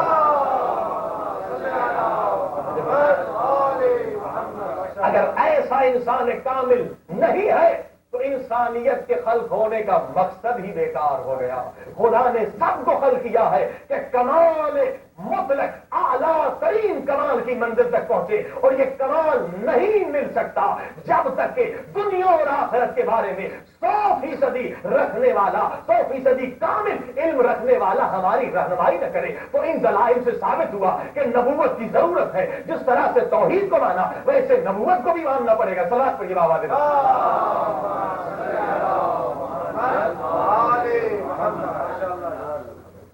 بھارتی کا سلمان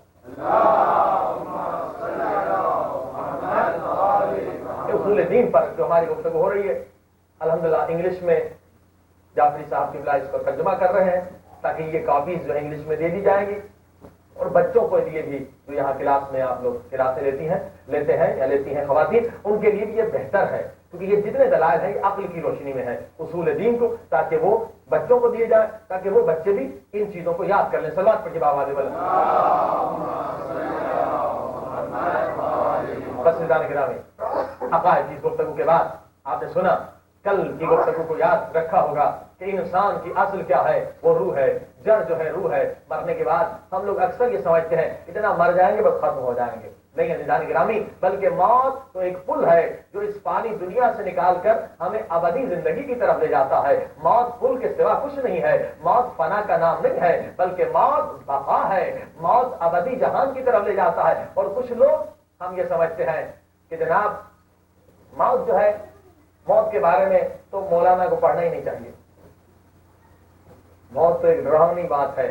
مولانا جنت کی باتیں کریں مگر موت کی بات نہ کریں. یعنی اکثر مومنین کی حالت یہ ہوئی ہے کہ جناب یہ مولانا تو بہت خطرناک ہے، موت کی باتیں بہت سناتے ہیں، خبر کی باتیں زیادہ سناتے ہیں. یعنی کافروں کے ساتھ رہتے رہتے ہوئے تو ہم بھی موت سے ڈرنے لگے. صلوات پڑھیے بابا.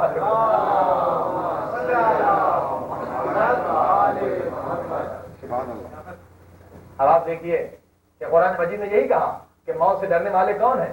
فتمنوا الموت. ایماندار مومن کبھی موت سے نہیں گھبراتا. فتمنوا الموت، بلکہ ہمیشہ موت کے لیے تیار ہوتا ہے، موت کے لیے پریپیئر ہوتا ہے. بھائی ڈرنے کی کیا بات ہے؟ اگر مولانا ڈرائے یا نہ ڈرائے تو کیا مولانا کے نہ ڈرانے سے موت نہیں آئے گی؟ موت تو آنی ہے، ہر ایک کو آنی ہے، ایک وقت پر آنی ہے. لیکن عزیزان گرامی، جو لوگ بیچارے خوف کھاتے ہیں کہ مولانا مجلس میں بھائی موت کی باتیں کرتے ہیں، بھائی موت تو ایک راستہ ہے جس سے ہر مرد و خاتون کو گزرنا ہے، چاہے ہم چاہیں نہ چاہیں. لیکن اگر موت کے بارے میں اس راستے سے گزرنا ہے، اس سفر پہ ہر ایک کو جانا.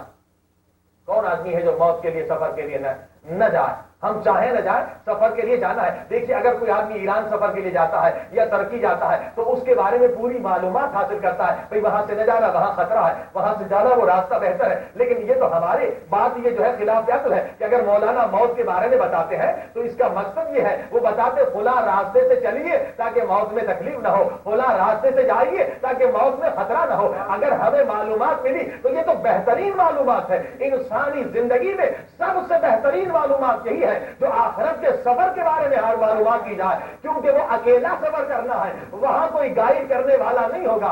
دنیا میں اگر بھٹک گئے تو کوئی گائیڈ بھی کرے گا، مگر دو ہی خطرے ہیں، دو ہی راستے ہیں. ایک راستہ وہ ہے موت کے بعد جہاں عذاب ہی عذاب ہے، اور دوسرا راستہ وہ ہے جہاں رحمتیں ہی رحمتیں. اگر اس میں مولانا کچھ بتاتے ہیں تو یہ تو بھلائی کی بات ہے. ہمیں یہ معلومات جمع کرنی چاہیے. کچھ لوگ ہم میں سے سمجھتے ہیں کہ بھائی مر جائیں گے قبر میں پڑے رہیں گے، آرام سے سوتے رہیں گے.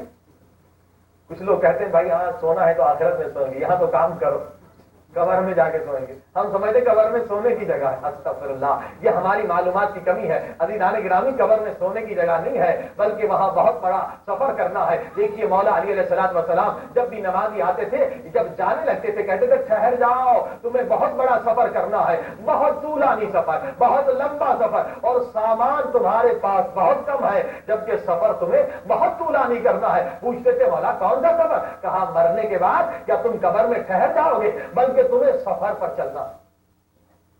اب آپ پوچھیں گے بھائی مرنے کے بعد کیسے سفر کریں گے؟ کل آپ نے سنا کہ جیسے ہم مرتے ہیں روح کو فوراً دوسرا جسم ملتا ہے. روح کو کیسا جسم ملتا ہے؟ یہ جتنے اعمال ہم کرتے ہیں ان کے اثرات روح پر پڑتے ہیں، اور انہی اثرات کی بنیاد پر خدا ہمیں دوسرا جسم عطا کرے گا. وہ برزخی جسم ہے، وہ قبر والا جسم ہے. اگر اثرات اچھے ہیں تو اچھا نورانی جسم ملے گا، اگر گناہ زیادہ ہے تو حیوانی شکل ملے گی، شیطانی شکل ملے گی. ہر انسان کے اعمال پر دار و مدار ہے کہ اسے برزخی جسم کیسے ملے. اب جسم مل گیا، اب کیا ہوگا؟ اس جسم سے رشتہ کٹ گیا. اب وہ جو جسم تھا، یہ بدن کا یہ جو جسم تھا، یہ ایک شاخ ہے لیکن جڑ تو اصل روح ہے. ایک شاخ کٹ گئی، اب دوسری شاخ نکل آئی. اب کیا ہوگا؟ اب سنیے روایتوں کے ذریعے سے. ایک بہت اچھی کتاب ہے جعفری صاحب قبلہ لائے ہیں، روحوں کا سفر. یہ ضرور پڑھ لیجیے، پوری نالج ہے اس جرنی کے بارے میں، اس سفر کے بارے میں، روایات و آیتوں کے ذریعے سے. مگر اسٹوری بنا کر ایک عالم دین نے احسان کیا، کیونکہ موت کے بارے میں لوگ گھبراتے ہیں، پڑھنا نہیں چاہتے. اس طرح اسٹوری بنائی ہے تاکہ بچے بھی پڑھیں،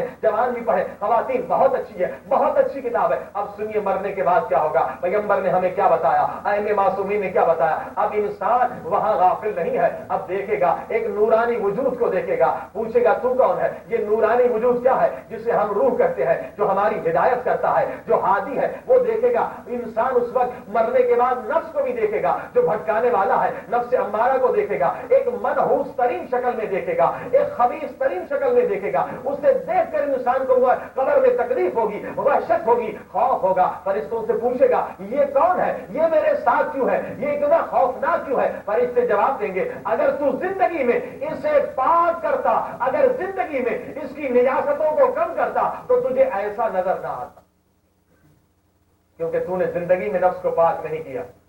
अब इधर से रूह है, इंसान रूह को देख रहा है। फिर अज़ीज़ान गिरामी क्या होगा, वही रूह जो हादी के नाम से वहां हादी। अब जब इंसान को सब छोड़ के चले जाएंगे, माँ बाप भी छोड़ के चले जाएंगे, दोस्त भी छोड़ के चले जाएंगे, सारे दुनिया वाले कब्र में हमें छोड़ के चले जाएंगे, तो उस वक्त ये नूरानी वजूद जब इंसान के कब्र में आएगा तो तब इंसान को ये नेक अमाल का मजमुआ होगा। ये रूह नेक अमाल जो हमें, नेक अमाल जो भी हम करते हैं रूह की वजह से करते हैं, ये हिदायत देने वाले, ये नेकियां जब जमा होकर आएंगी उस वक्त इंसान को इससे मोहब्बत हो जाएगी। अब ये रूह कहेगा तुझे सफर पे चलना, ये वही पूछेगा कैसा सफर, कहां जाना। मैंने तो ये सोचा था कब्र में रहना, कहा नहीं बंदे खुदा तुझे 7 मुल्कों से गुजरना, और सुनिए हर एक को ये सफर करना। हम बिल्कुल मालूमात जमा नहीं करते कि मरने के बाद क्या होगा। 60-70 साल के 1 साल का सफर, 1 महीने का सफर, पूरी मालूमात कलेक्ट करते हैं, मगर मरने के बाद क्या होगा कभी हमने रिसर्च नहीं की, कभी लम्हा से नहीं पूछा, कभी आए मासूमीन की रिवायतों को नहीं देखा कि मरने के बाद क्या होगा। अज़ीज़ान गिरामी हर मर्द खातून को 7 ममालिक से गुजरना होगा, और कहां जाना होगा, 2 है हमारी मंजिलें। एक का नाम वादी सलाम है जो जन्नत के टुकड़ों में से एक टुकड़ा है, और दूसरी वादी का नाम है वादी बरहूत। 7 ममालिक या 7 कंट्री या 7 वादियों से गुजरकर मरने वाले को उस कब्र के जिस्म के साथ उधर पहुंचना है। जो मोमिन है वादी सलाम पहुंचता है, जो जन्नत का बहश्त है, और जो गुनहगार है वो वादी बरहूत पहुंचता है, जो जहन्नुम के टुकड़ों में से एक टुकड़ा है। अब आप पूछेंगे 7 मुल्क कैसे, 7 वादियां कैसे। अज़ीज़ान गिरामी ये इंसान के 7 आज़ा जो है, आंख है, जबान है, हाथ है, कान है, शिकम है, पांव है, आज़ाए शहवत है, ये जो 7 आज़ा है जिनसे इंसान गुनाह करता है। अब जब से इंसान बालिग हुआ है, आंख से जितने गुनाह किए हैं वो एक वादी में जमा किए जाएंगे। जैसे 15 बरस से उसने आंख से जितने गुनाह किए थे, एक एक गुनाह देखेगा, एक एक गुनाह के अज़ाब का मजा चखेगा, एक एक फिल्म गोया उसके आंखों के सामने दोहराई जाएगी। तू फलां जगह पर था, ये गुनाह किया था, और वो आंख से किए हुए सारे गुनाह एक मुल्क की मानंद नजर आएंगे। और मुमकिन है कि आंख के गुनाहों से गुजरते हुए, उस अजाब से गुजरते हुए किसी को लाखों साल गुजर जाए, किसी को 10-10 लाख साल लग जाएंगे, किसी को हजार साल लग जाएंगे। तो इतने बड़े सफर में क्या प्यास से भूखे रहेंगे? नहीं, खाने की भी जरूरत है। सूरह तौहा कुरान मजीद ने कहा उस सफर में तुझे खाने की जरूरत है। फमन अरद अन ज़िक्री फइन्न लहू मईशतन ज़ंका। इमाम फरमाते ये जो रिस्क खुदा कह रहा है कि जो जिक्र खुदा से गाफिल है उसके रिस्क में तंगी हो जाएगी। ये रिस्क दुनिया का नहीं है बल्कि कब्र का रिस्क। ऐ इंसान, तुझे 10-10 लाख साल का सफर करना है, और उस सफर के लिए तुझे रिस्क की जरूरत है। इबादत जो है, आप जिक्र खुदा जो करते हैं, कुरान की तिलावत जो करते हैं, जो नेक अमाल करते हैं, ये आखिरत का रिस्क है। वहां यही रिस्क मिलता है। इबादत से रिस्क बनता है। यहां पर जमीन पर बीज लगाया जाए तो रिस्क बनता है, यहां इबादत करे वहां रिस्क बनता है। अब एक इंसान गुनहगार भरा, रूह या आदि कहेगा उठो, तुझे सफर करना है, मगर तेरे पास तो कुछ है ही नहीं, सामान नहीं है सफर का, लाखों साल का सफर है, तेरे पास तो कुछ नहीं है। अब देख जुमेरात आने वाली है, शबे जुमा, जाना अपने औलाद के पास, मैं तेरे लिए मोहलत ले रहा हूं। शायद तेरी कोई बेटी या बेटा, तेरी बीवी तेरे लिए कुछ सूरा पढ़ दे, तेरे लिए सूरह अलहम्द पढ़ दे, तभी हुक्म है शबे जुमा अपने मरहुमों को न भूलिए। ये बेचारे आते हैं, भिखारी बनकर आते हैं। अब वो रूह जो है, अल्लामा मजलिसी ने लिखा कि रूह कभी परिंदे की शक्ल में आती है, बगैर किसी शक्ल के भी आती है, और अपने घर के आकर करीब बैठ जाती है, किसी जगह पर देखती रहती है। आंस लगा कर ये मरे हुए अफराद की रूहें आती है, काश बेटा एक सूरह अलहम्द पढ़ दे, कार बेटी मेरे लिए सूरह यासीन पढ़ दे। पूरी پوری رات یہ بیچارے تڑپتے رہتے ہیں کیونکہ فقیر ہے, کھانے کے لیے کچھ نہیں ہے, غذا کچھ نہیں ہے, یہی چیزیں غذا بنتی ہے. مگر جب ایک روح آتی ہے, شب جمعہ جب روح آئی, دیکھا اولاد لڑ رہی ہے, بابا کے پیسے پہ لڑ رہی ہے, یہ میری گاڑی ہے, یہ میرا گھر ہے, یہ بینک کا پیسہ اتنا تھا, یہ کہاں گیا, اب بٹوارا ہو رہا ہے. اب باپ دیکھ رہا ہے, آئے مجھے انہوں نے بھلا دیا. ایک مرتبہ باپ کا دل تڑپ کر کہتا ہے یہ کتنی بے وفا اولاد ہے, میں نے ان کے لیے کیا کچھ کیا, آج میں بھکاری بن کر آیا ہوں, یہ پیسے پہ لڑ جھگڑ رہے ہیں اور یہاں تک کہ آذان فجر آ جاتی ہے مگر اولاد یا بیوی ایک سورہ یاسین بھی نہیں پڑھتی. اس وقت روایتوں میں ہے کہ اس وقت باپ کے دل میں اس اولاد سے, اس بیوی سے نفرت ہو جائے گی کہ جس اولاد کی محبت میں نے خدا کی مخالفت کی, میں نے خمس و زکات کو ادا نہیں کیا, میں گناہ پہ گناہ کرتا گیا, آج وہ اولاد میرے لیے ایک سورہ یاسین نہیں پڑھتی. یہ کتنے مجھے بے وفا, مجھ سے بے وفائی کرنے والے ہیں. اب آذان فجر کو حکم ہے واپس آنے کا. اب روح واپس آئی. اس در سے ہادی نے پوچھا, وہی جو ہدایت کرنے والا وہ بھی روح ہے, یہ بھی روح ہے. انسان کی وہاں پر دنیا ہی الگ ہے, وہ جسم آئے گا مگر روح جو اس کی اعمال صالحہ کی ہے وہ وہاں پر ہادی ہے. اب ہادی کہے گا کچھ ملا تجھے, کہے گا نہیں کچھ نہیں ملا. لیکن جب قبر میں پہنچے گا دیکھے گا بہت سارے نورانی سیب پڑے ہوئے. پوچھے گا یہ کس نے بھیجے, کیا کوئی بندے خدا تیری قبر سے گزرا تھا, اس نے سورہ الحمد پڑھا, الحمد کا پڑھنا تھا, یا برزخ میں تیرے لیے غذا آ گئی, کوئی اجنبی پڑھ کے چلا گیا مگر اولاد نے سورہ الحمد نہیں پڑھا. اب دوسرے جمعے پھر شب جمعہ کے لیے وہ مہلت لیتا ہے اور پیریڈ بڑھاتا ہے, کچھ تو سامان جمع کر لے, تیرے پاس کچھ نہیں ہے, اتنا بڑا سفر ہے, تو بھوکا پیاسا رہے گا اس سفر میں, جا اس شب جمعہ جا, شاید پھر کوئی تیری اولاد تیرے لیے کچھ بھیجے. مگر یہ آ کے کہتا ہے ہادی مجھے نہ بھیج, مجھے اب اولاد سے نفرت ہو گئی ہے, یہ دنیا پرست ہیں, یہ پیسے کے لیے لڑ رہے ہیں, انہوں نے مجھے بھلا دیا ہے. جس بوڑھے باپ نے اتنی زحمت کی انہوں نے سب کچھ بھلا دیا. کہا نہ جا جا, شاید تیری کچھ اولاد پڑھ لے. اب کچھ خوش نصیب جب آتے ہیں کبھی اولاد سورہ یاسین پڑھ رہی ہے, بشرطے کہ یاسین یاد کرایا ہو. یہاں تو لوگ ڈگریاں دلواتے ہیں مگر قرآن یاد نہیں کراتے, قرآن نہیں پڑھاتے. ہاں قرآن سورہ یاسین کسی نے پڑھا, اب آپ کے لیے سورہ زہر پڑھا, سورہ رحمان پڑھا, اب اس سے اتنی رضا ملتی ہے, اس سے اتنی خوشی ہوتی ہے. اب مرا ہوا آدمی روایتوں میں ہے کہ جب اولاد کے لیے دعا کرے, چاہے باپ مر بھی جائے, اس کی دعا کو پھر بھی خدا اولاد کے بارے میں قبول کر لیتا ہے. خوشی ہوتی ہے, وہ دعا کرتا ہے, اولاد کو برکت ہوتی ہے. اب یہ بیچارہ پلٹ کر آتا ہے, اب دیکھتا خزانہ مل گیا, رضا مل گئی. اب یہ ہادی کہتا ہے چلو بھائی سفر کے لیے. اب آئے سفر کے, اب دیکھیے سفر کیسا سفر ہے, 7 ملکوں سے کیسے گزرنا ہوگا. اب ہادی آ کے ایک جگہ پر اسے ٹھہراتا ہے, دیکھتا سیدھا ایک نورانی راستہ ہے جس سے نور پھوٹ رہا ہے. ہادی کہتا ہے دیکھ یہی صراط مستقیم ہے. دنیا میں تو نے صراط مستقیم کا نام سنا تھا, آج آنکھوں سے دیکھے گا, کیونکہ یہ دنیا میں ہم سنتے ہیں, وہاں ہر چیز کو دیکھیں گے. یہاں نفس کا نام سنا ہے, وہاں نفس دیکھیں گے. یہاں روح کا نام سنا ہے, وہاں دیکھیں گے. یہ عالم ظلمت ہے, وہ عالم ظلمت نہیں ہے, وہاں پردے ہٹ جائیں گے. وہاں منزل یقین پر ہر کافر بھی پہنچ جائے گا مگر اس وقت پہنچنے سے فائدہ نہیں ہے. مومن وہ ہے کہ اس دنیا میں منزل یقین پر پہنچے, وہاں تو ہر ایک کو یقین ہو جائے گا کہ روح ہے, نفس ہے, برزخ ہے, خدا ہے, جہنم ہے, جنت ہے. مگر مومن وہ ہے کہ ان مناظر کو اس دنیا میں دیکھے. اب کیا دیکھا, ایک نورانی راستہ.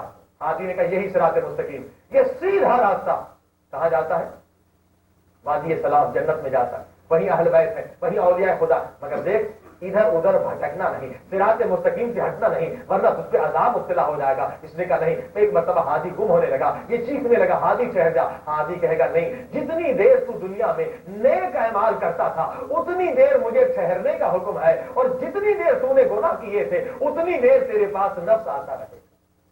اب ہادی چلا گیا, نورانی وجود چلا گیا. اب اس نے سفر کو شروع کیا. اب کچھ ہی دیر چلا تھا کہ وہ نفس امارہ, وہ ملعون نفس آ گیا, وہ خبیث شکل والا آ گیا, اور اس سے کہنے لگا کہ بھائی اتنا بڑا سفر ہے, تیرے پاس سواری بھی نہیں ہے, تیرے پاس کھانے پینے کے لیے بھی نہیں ہے, اتنا بڑا سفر کیسے کرے گا. کہا بھائی ہادی نے مجھے کہا کہ ادھر ادھر بھٹکنا نہیں ورنہ تجھ پر عذاب آ جائے گا. کہا ہادی نے تو صحیح کہا ہے, مگر یہ سیدھا سفر وہ کر سکتا ہے جس کے بعد سواری ہو. گھوڑے سوار جو دیکھ رہے ہیں لوگ, وہاں پر بھی سواری کی ضرورت ہے. بھائی یہاں ہم مرسیڈیز گاڑی خریدتے ہیں, کچھ لوگ اس سے بھی مہنگی گاڑی خریدتے ہیں, مگر یہ نہیں سوچتے کہ اس 10 لاکھ سال کے سفر کے لیے بھی ہمیں کسی گاڑی کی ضرورت ہے. عزیزان گرامی, وہاں بھی سواری کی ضرورت ہوگی. اتنے طولانی سفر کے لیے کچھ لوگ ایسے خوش نصیب ہوں گے. اعمال صالحہ, یقیناً اعمال صالحہ, اچھے اعمال, خیر و خیرات بعد یہ سواری بنتے ہیں. اب وہ کہے گا, نفس ہمارا کہے گا کہ بھائی یہ سفر تو سیدھا ہے, راستہ تو سیدھا ہے, مگر یہ وہ کرے گا جس کے پاس سواری, تو پیدل ہے مر جائے گا, اور جس کے پاس غذا زیادہ ہو, تیرے پاس تو غذا نہیں, آجا میں تجھے شارٹ کٹ بتا دوں. یہ نفس ادھر دنیا میں بھی شارٹ کٹ بتاتا ہے, وہاں بھی وہی فلم دہرائی جائے گی, ادھر سے شارٹ کٹ. یہ راستہ جو ہادی نے بتایا بہت لمبا. اب جیسے انسان صراط مستقیم سے ہٹے گا, کیوں ہٹے گا؟ کیونکہ نفس کے کہنے پر جس نے دنیا میں عمل کیا ہے عالم برزخ میں بھی یقیناً کرے, ایک ایک گناہ آئے گا سامنے.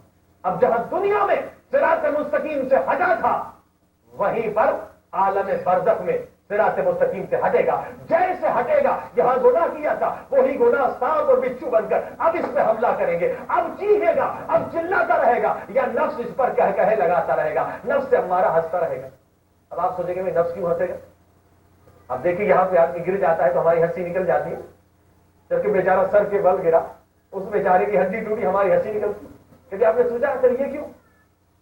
اس بیچارے کی تو حالت خراب ہو گئی اور ہم کیا کہہ لگا, خود بخود ہنسی نکلتی ہے. یہ ہنسی کیوں نکلتی ہے؟ یہ نفس کی وجہ سے نکلتی ہے. یہ نفس سے ہمارا ایسا ہی خبیث ہے کہ کسی کو تکلیف ہوتی ہے جس سے مزہ ملتا ہے. سلوات پڑھیے آواز والا.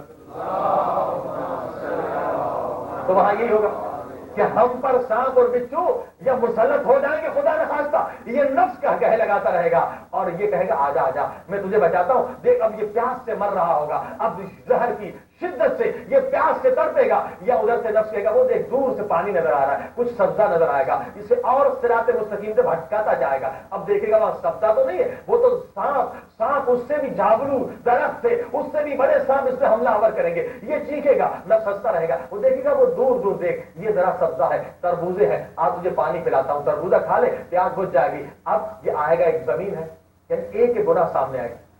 نفس کہے گا تربوزہ اٹھا کے کھا لے, یا کسی اور کی زمین ہے میں چوری کیوں کروں؟ ہاں بھائی یہ دنیا تھوڑی ہے, یہ تو عالم برزخ ہے, سالے مر رہا ہے. اب جس آدمی نے اس دنیا میں چوری کی ہے عالم برزخ میں بھی یقیناً چوری کرے. یعنی حقیقت ایک گناہ سامنے آئے گا. جو دنیا میں چور ہے وہ وہاں بھی چوری کرے گا. اب وہ ایک مرتبہ تربوزہ اٹھا کے اس نے توڑا اور تربوزہ کھانے لگا. وہ تربوزہ میٹھا نہیں بلکہ وہ زہر کی طرح اس کے حلق میں پھنسے گا. اب تڑپنے لگے گا. اتنے میں زمین کا مالک بھی آئے گا, وہ اس پر آ کے ڈنڈے برسائے گا کہ یقیناً تو دنیا میں چور تھا کہ تو ادھر بھی آ کے چوری کر رہا.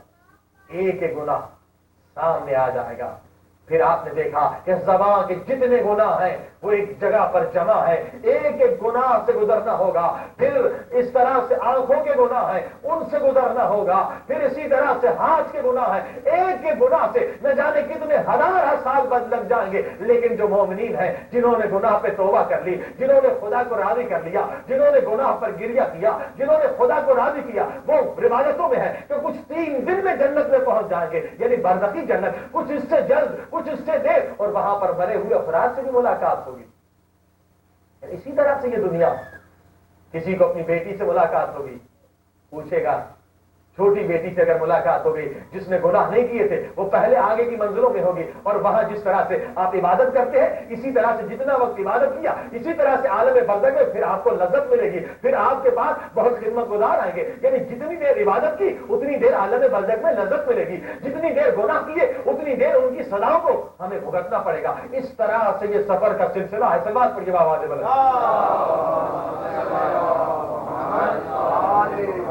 عزیزان کرام, اس سفر سے ہم بے خبر. یہ کتاب ضرور پڑھ لیجیے, بچیوں کو پڑھائیے, بچوں کو پڑھائیے, بلکہ اگر کوئی مومن ہوگی اسے ترجمہ کر دیں انگلش میں. بہت اچھی کتاب, اسٹوری ہے, نیچے آیتیں روایتوں سے ہے مگر ایسی بنائی ہے تاکہ ہر ایک آدمی پڑھ سکے, معلومات حاصل کر سکے. بہت لمبا سفر ہے اور اسی سفر کے دوران مرنے والا دیکھے گا, مرنے والا دیکھے گا, کیا دیکھے گا؟ ایک نورانی باغات ہے, ان میں آگ لگ گئی. اس کو اتنا دکھ ہوگا, حالانکہ اس کے باغ نہیں ہے مگر اتنے نورانی باغ تھے, اتنی نورانی محلیں تھی, اس کو جلنے لگی. یہ پوچھے گا فرشتوں یہ کیا ہوا, اتنے نورانی محل کیوں جل رہے ہیں؟ تو جواب دیں گے یہ کسی مومن کے اعمال کا نتیجہ تھا. کسی مومن نے دنیا میں اعمال کیے تھے تو یہاں باغ بن گئے تھے, یہاں محل بن گئے تھے. مگر اب وہ بے وقوف مومن 2 پیسے کے فائدے کے لیے جھوٹ بول رہا ہے دنیا میں. ہم سمجھتے جھوٹ گناہ ہی نہیں, جیسے گناہ ہے کبیرہ ہے. اب وہ مومن دنیا میں غیبت کر رہا ہے, یہ جھوٹ اور غیبت کا نتیجہ ہے کہ جتنی عبادت کی تھی اب اس میں آگ لگ رہی ہے. روایتوں میں ہے کہ جب وہ بندہ جو سفر کر رہا ہے جب آگ لگتے ہوئے دیکھے گا ٹھنڈی سانس بھر کے کہے گا کہ اگر وہ لوگ جو دنیا میں جھوٹ بول کر اور اس سرمایے کو جلا رہے ہیں اگر اس دنیا میں اس نقصان کو دیکھ لیں تو شاید ان کا ہارٹ فیل ہو جائے کہ ایک جھوٹ کے جملے سے ہم نے کیا کچھ غرق کر دیا, ہم نے کیا کچھ جلا دیا. عزیزان گرامی, ہم عالم غفلت میں ہیں, ہمیں نہیں پتا کہ ان ہمارے اعمال سے کیا ہو رہا ہے. ایک ایک گناہ دکھایا جائے گا. اس سفر کو اس طرح سے انسان کمپلیٹ کرے گا. لیکن اگر آج ہم اپنے گناہوں پہ گریہ کر لیں, توبہ کا دروازہ کھلا ہوا ہے. ایک ایک گناہ کو تبھی پیغمبر نے کہا, اے انسان جب قیامت کے دن تو اپنے گناہوں کو دیکھے گا تو آنسو نہیں بلکہ گناہوں کو دیکھ کر تیرے آنکھوں سے گندا خون بہنے لگے گا. مگر قیامت کے دن گندا خون بہانے سے فائدہ نہیں ہوگا, وہ گناہ نہیں مٹیں گے. اس دنیا میں موقع ہے کہ اگر ہم گناہوں پر گریہ کریں, سچی توبہ کریں, اللہ سے معافی مانگے تو یقیناً گناہ مٹ جاتے ہیں اور وہ سفر ہمارے لیے آسان ہو جاتا ہے. صلوات پڑھیے آواز.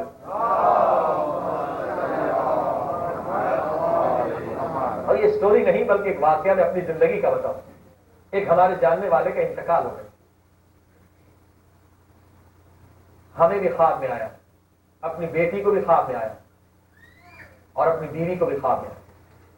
یہ آدمی ایک مومن تھا, بیچارہ مر گیا. مجھے بھی خواب میں آیا. میں نے کیا دیکھا؟ میں نے ایسے دیکھا کہ جس طرح سے زندان ہے, جیل ہے, اس طرح سے جیل میں بیچارہ پھنسا ہوا ہے اور اتنا چھوٹا ہو گیا. یعنی جس کو اگر کسی انسان کو تکلیف دی جائے, اتنا بڑا آدمی اتنا چھوٹا ہو گیا اور سخت تکلیف میں ہے. اپنی بیٹی کو بھی خواب میں آیا اور بیٹی کو اسی طرح سے, بیوی کو بھی خواب میں آیا, بیوی کو بھی ابھی یعنی 1-2 سال کی بات, اسی طرح سے سخت عذاب میں. بیٹی کو بتایا کہ بیٹی ایک آدمی کی فلاں چیز میرے پاس ہے. بیٹی نے جب پوچھا بابا آپ اتنی تکلیف میں کیوں ہیں؟ کہا فلاں چیز میرے پاس رہ گئی ہے امانتاً, وہ میں نے دی نہیں, یہ تکلیف اس وجہ سے. جب بیٹی نے بیوی کو بتایا, بیوی اور بچوں نے دیکھا, اس کے کاغذات دیکھے تو دیکھا واقعہ کسی آدمی کی امانت تھی جو بیچارہ پریشان تھا, وہ انہوں نے پہنچائی نہیں تھی. اب آپ دیکھ رہے ہیں. اور اسی طرح سے بیٹی اور بیوی نے کئی بار طرح خواب دیکھے کہ کبھی خوش ہے مگر اس کے بعد دیکھا کہ جیل میں ہے, اور جیل کے بعد پھر ان کی خواب میں بھی کبھی ملاقات نہیں. اب آپ دیکھ رہے ہیں کہ یہ تمام حقائق ہیں. تو اسے حقائق بھلا ایک ہی وقت میں میرے خواب میں آنا یا اس کی بیٹی یا اس کی بیوی, اور پھر جب ہم نے فائلیں دیکھی تو دیکھا وہ آدمی نے کئی مرتبہ پریشانی کا اظہار کیا تھا کہ جناب فلاں فائل جو کاغذات تھے اس کے زمین وغیرہ کے وہ میرے گم ہو گئے ہیں, وہ جب کہ انہیں دینے تھے. اب آپ دیکھ رہے ہیں یہ حقائق ایسے ہیں جن سے انکار نہیں کیا جا سکتا کہ ہر انسان کو اس طرح سے سفر سے گزرنا ہے, اور کبھی اس سفر میں عذاب ہے, کبھی اس سفر میں خوشی ہے. اگر ہم چاہتے ہیں وہ سفر آرام سے ہو جائے تو یقیناً ہمیں توبہ کو زندگی میں مکمل کرنا ہوگا. صلوات پڑھیے بابا دے.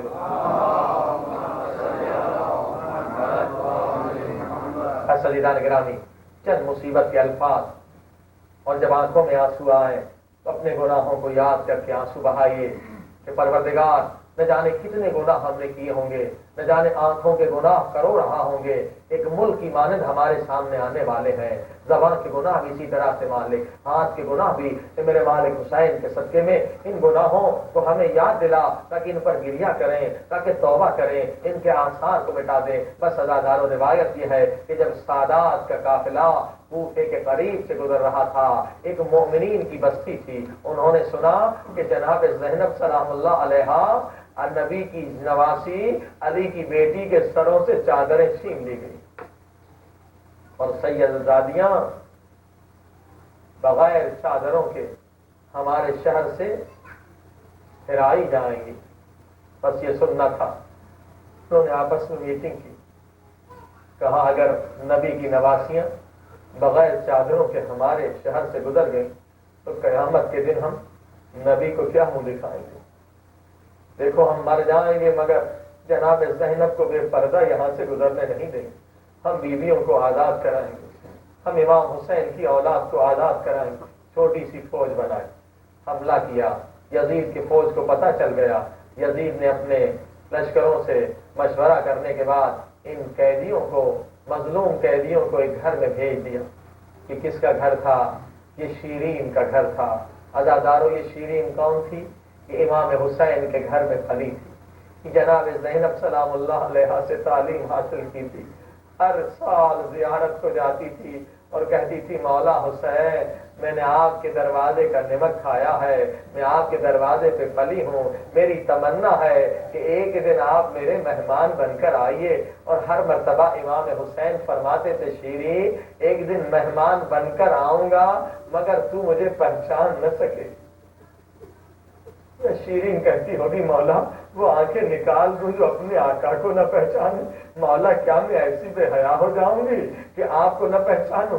یا مولا فرماتے تھے شیرین اس میں تیرا قصور نہیں ہوگا، حالات ایسے بدل جائیں گے کہ تو پہچان نہیں سکے گی۔ بس عزادارو وہی وقت آیا کہ جناب زینب سلام اللہ علیہ ساری قیدی بیویوں کے ساتھ شیرین کے گھر میں آئیں مگر گھر کی کنیز نے پہچانا نہیں۔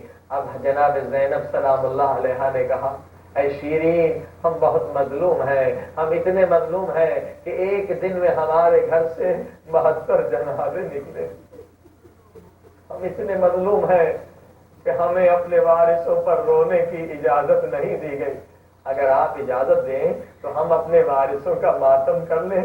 جناب شیرین کی آواز میں ہاں بیویوں یہ آپ ہی کا گھر ہے، کیونکہ مجھے میرے آقا حسین ہر بار یہی کہتے تھے کہ شیرین مظلوموں کا خیال رکھنا، قیدیوں کا دل نہ دکھانا۔ اے بیویوں میں نے آپ جیسا مظلوم کبھی نہیں دیکھا۔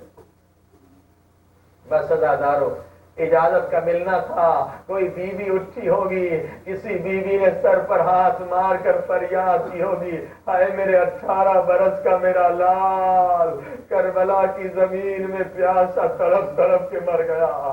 کوئی بیوی اٹھی ہوگی اس طرح سے بیان کیا ہوگا ہائے میرے 6 مہینے کے میرے لال اماں کو اکیلے چھوڑ کے چلے گئے۔ کسی بیوی نے فریاد کی ہائے میرے 13 برس کے میرے لال میں تجھے دولہا نہ بنا سکی۔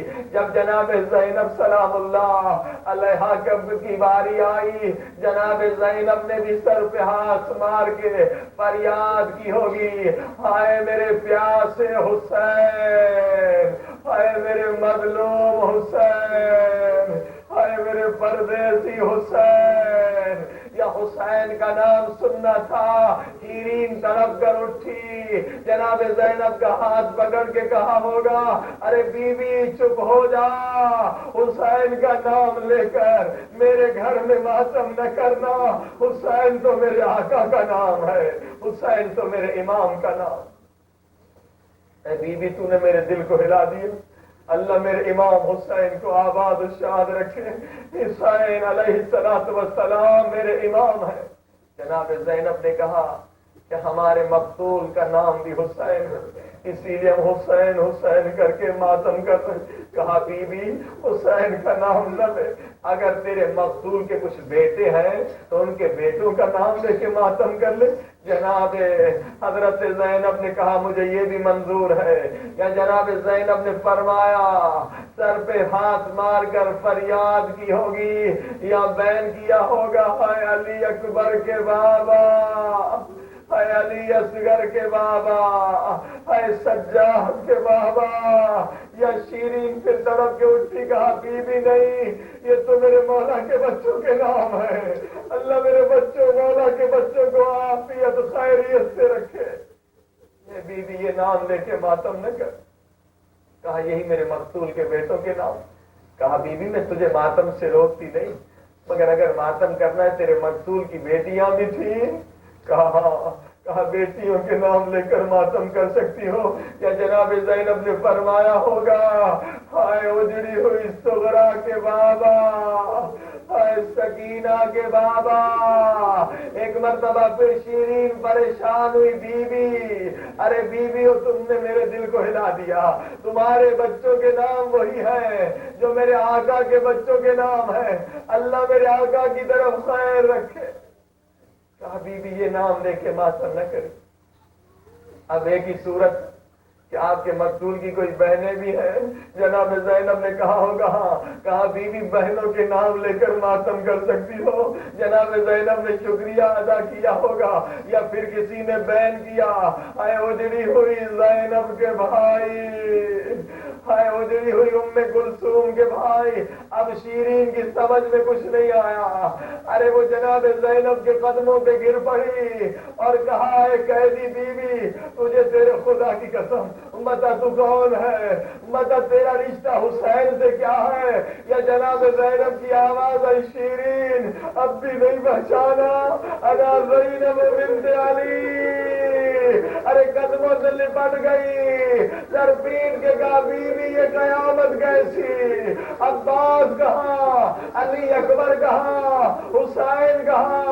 جناب زینب نے کہا شیرین تیرا مہمان آیا ہوا ہے، تیرا امام آیا ہوا ہے، مگر تو نے پہچانا نہیں. شیرین نے سر پیٹ کے پوچھا ہوگا بی بی کہاں ہے میرے آقا، کہاں ہے میرے حسین؟ یا جناب زینب نے ہاتھ پکڑ کے شیرین کو لے کر آئی ہوں گی. جناب زینب کہاں؟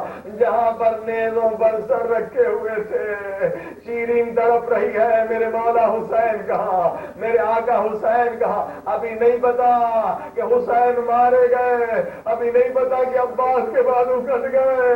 شیرین پوچھ رہی ہے. یا جناب زینب نے ایک کٹے ہوئے سر کی طرف انگلی کا اشارہ کر کے کہا ہوگا السلام علیکم یا ابا عبد اللہ الحسین، السلام علیکم یا ابن رسول اللہ، السلام علیکم یا ابن فاطمہ الزہرا. شیرین یہی میرے مولا کا سر. یا شیرین نے پوچھا بی بی یہ 18 برس کا نوجوان یہ کس کا سر؟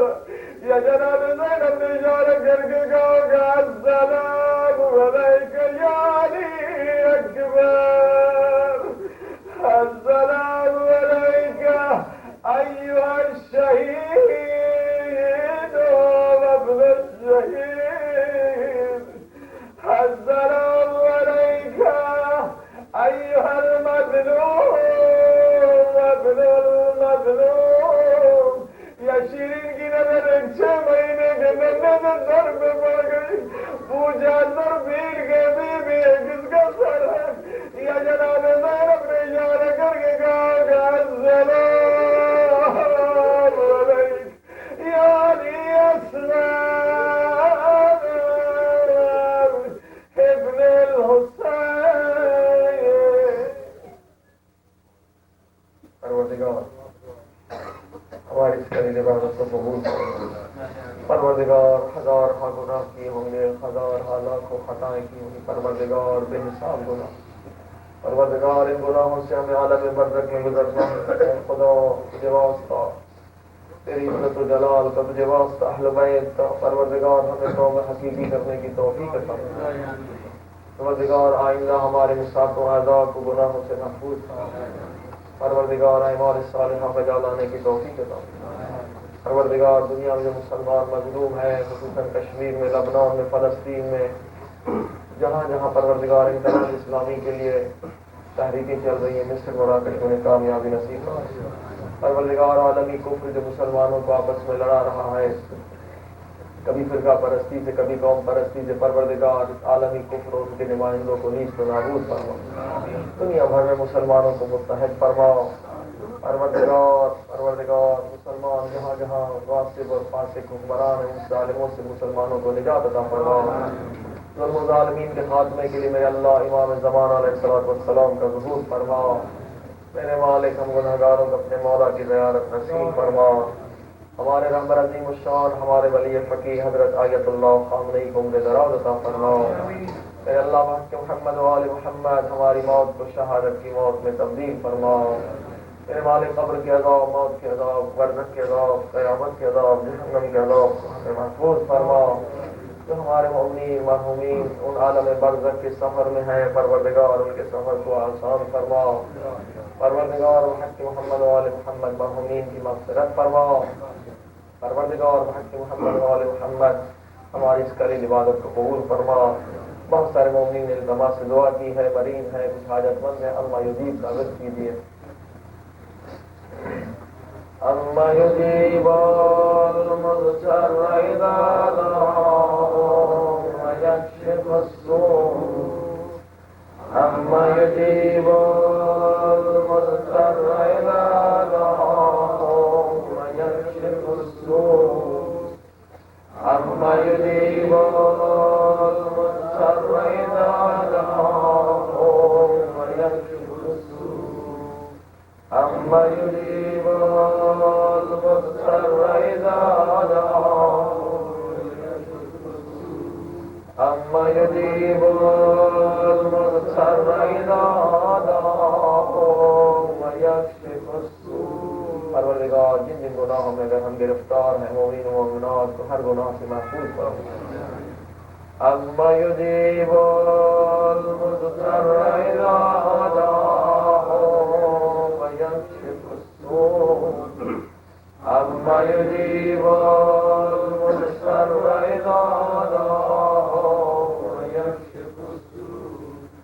اما یجیب المضطر اذا دعاه ویکشف السوء. پروردگار ہماری جائز نیک حاجات کو پورا فرما. مومن بیچارے مسلمین کویت میں پھنسے ہوئے پروردگار ان کو اپنے وطن زیارت دعا امام زمانہ. اللهم كل وليك الحجة ابن الحسن.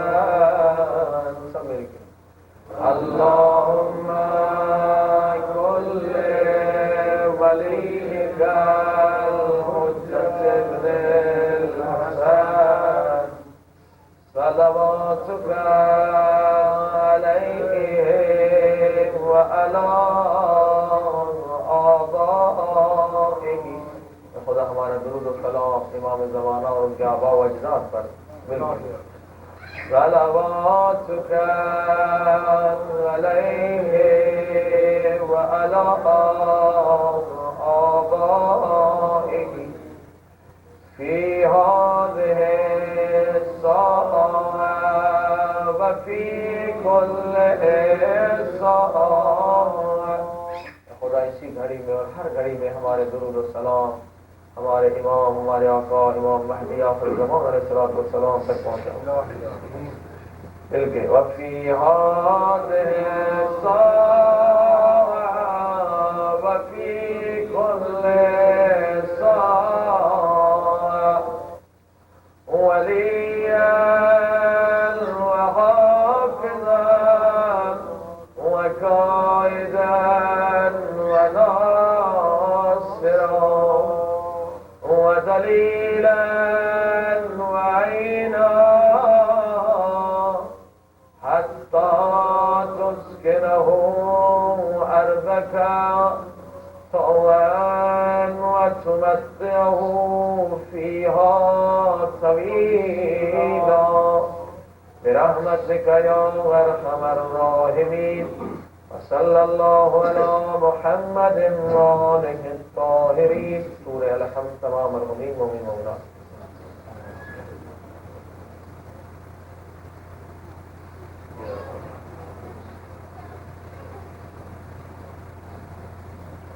ربنا تقبل منا انك انت السميع العليم. اللهم صل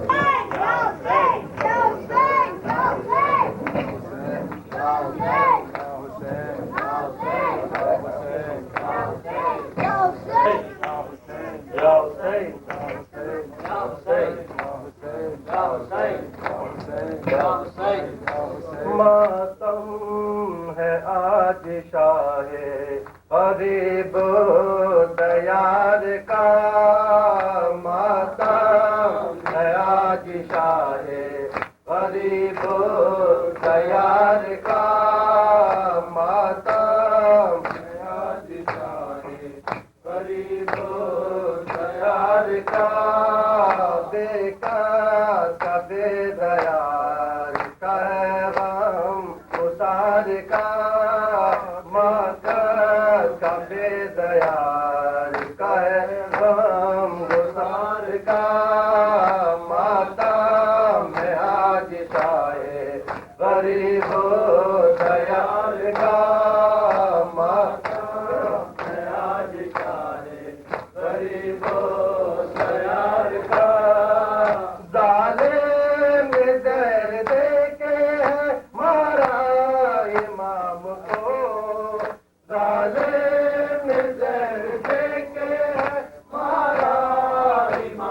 کو ظالم نے زہر دے کے مارا امام کو ظالم نے زہر دے کے مارا امام کو قلبوں جگر ہے ٹکڑے شہیدی وقار کا قلبوں جگر ہے ٹکڑے شہیدی وقار کا ماتم ہے آج چاہے غریب و تیار کا ماتم ہے آج چاہے غریب و تیار کا ترنگ فاطمہ ہے تو حیدر ہے نوحزن ترنگ فاطمہ ہے تو حیدر ہے نوحزن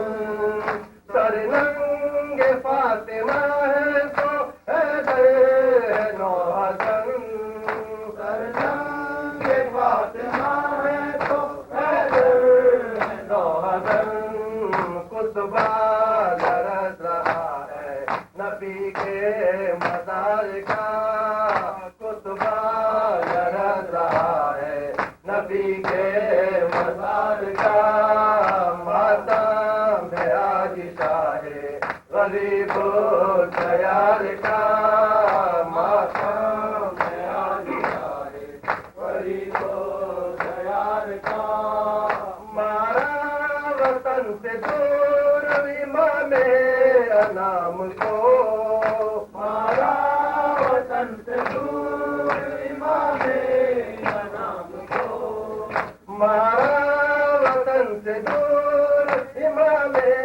انام کو مارا وطن سے دور امام انام کو ہے غم سے چاک سینہ ہر ایک سوگوار کا ہے غم سے چاک سینہ ہر ایک سوگوار کا ماتم ہے آج شاہ غریب و تیار کا ماتم ہے آج شاہ غریب و تیار کا کس بے کسی میں آئے امام رضا موئے کس بے کسی میں آئے امام رضا موئے کس بے کسی میں آئے امام رضا موئے کس بے کسی میں آئے امام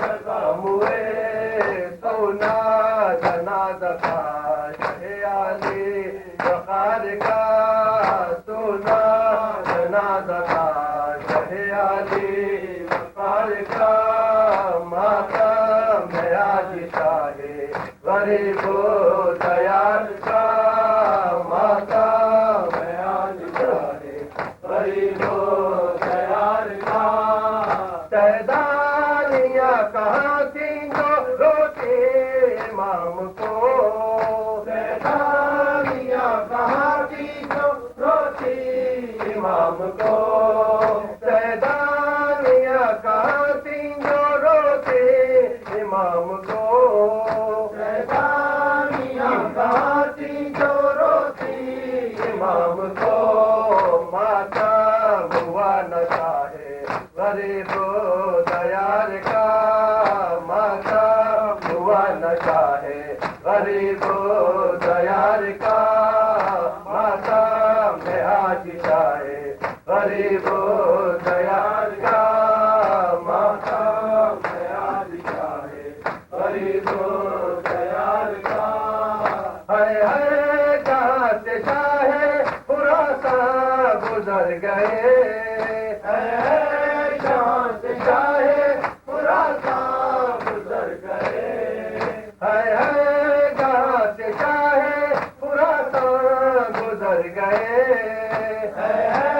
جہاں سے شاہ خراساں گزر گئے کیوں غیر حال ہونا سوارو کبار کا کیوں غیر حال ہونا سوارو کبار کا ماتم ہے آج شاہ गरीब दयार का मातम है आज सारे गरीब दयार का तरफी तो है मुहिब्बो कयामत का दिन है ये तरफी तो है मुहिब्बो कयामत का दिन है ये तरफी तो है मुहिब्बो कयामत का दिन है ये तरफी तो है मुहिब्बो कयामत का दिन है ये मातम करो इमामे गरीब दयार का मातम करो इमामे गरीब दयार का मातम है आज शाहे गरीब दयार का मातम है आज शाहे गरीब दयार का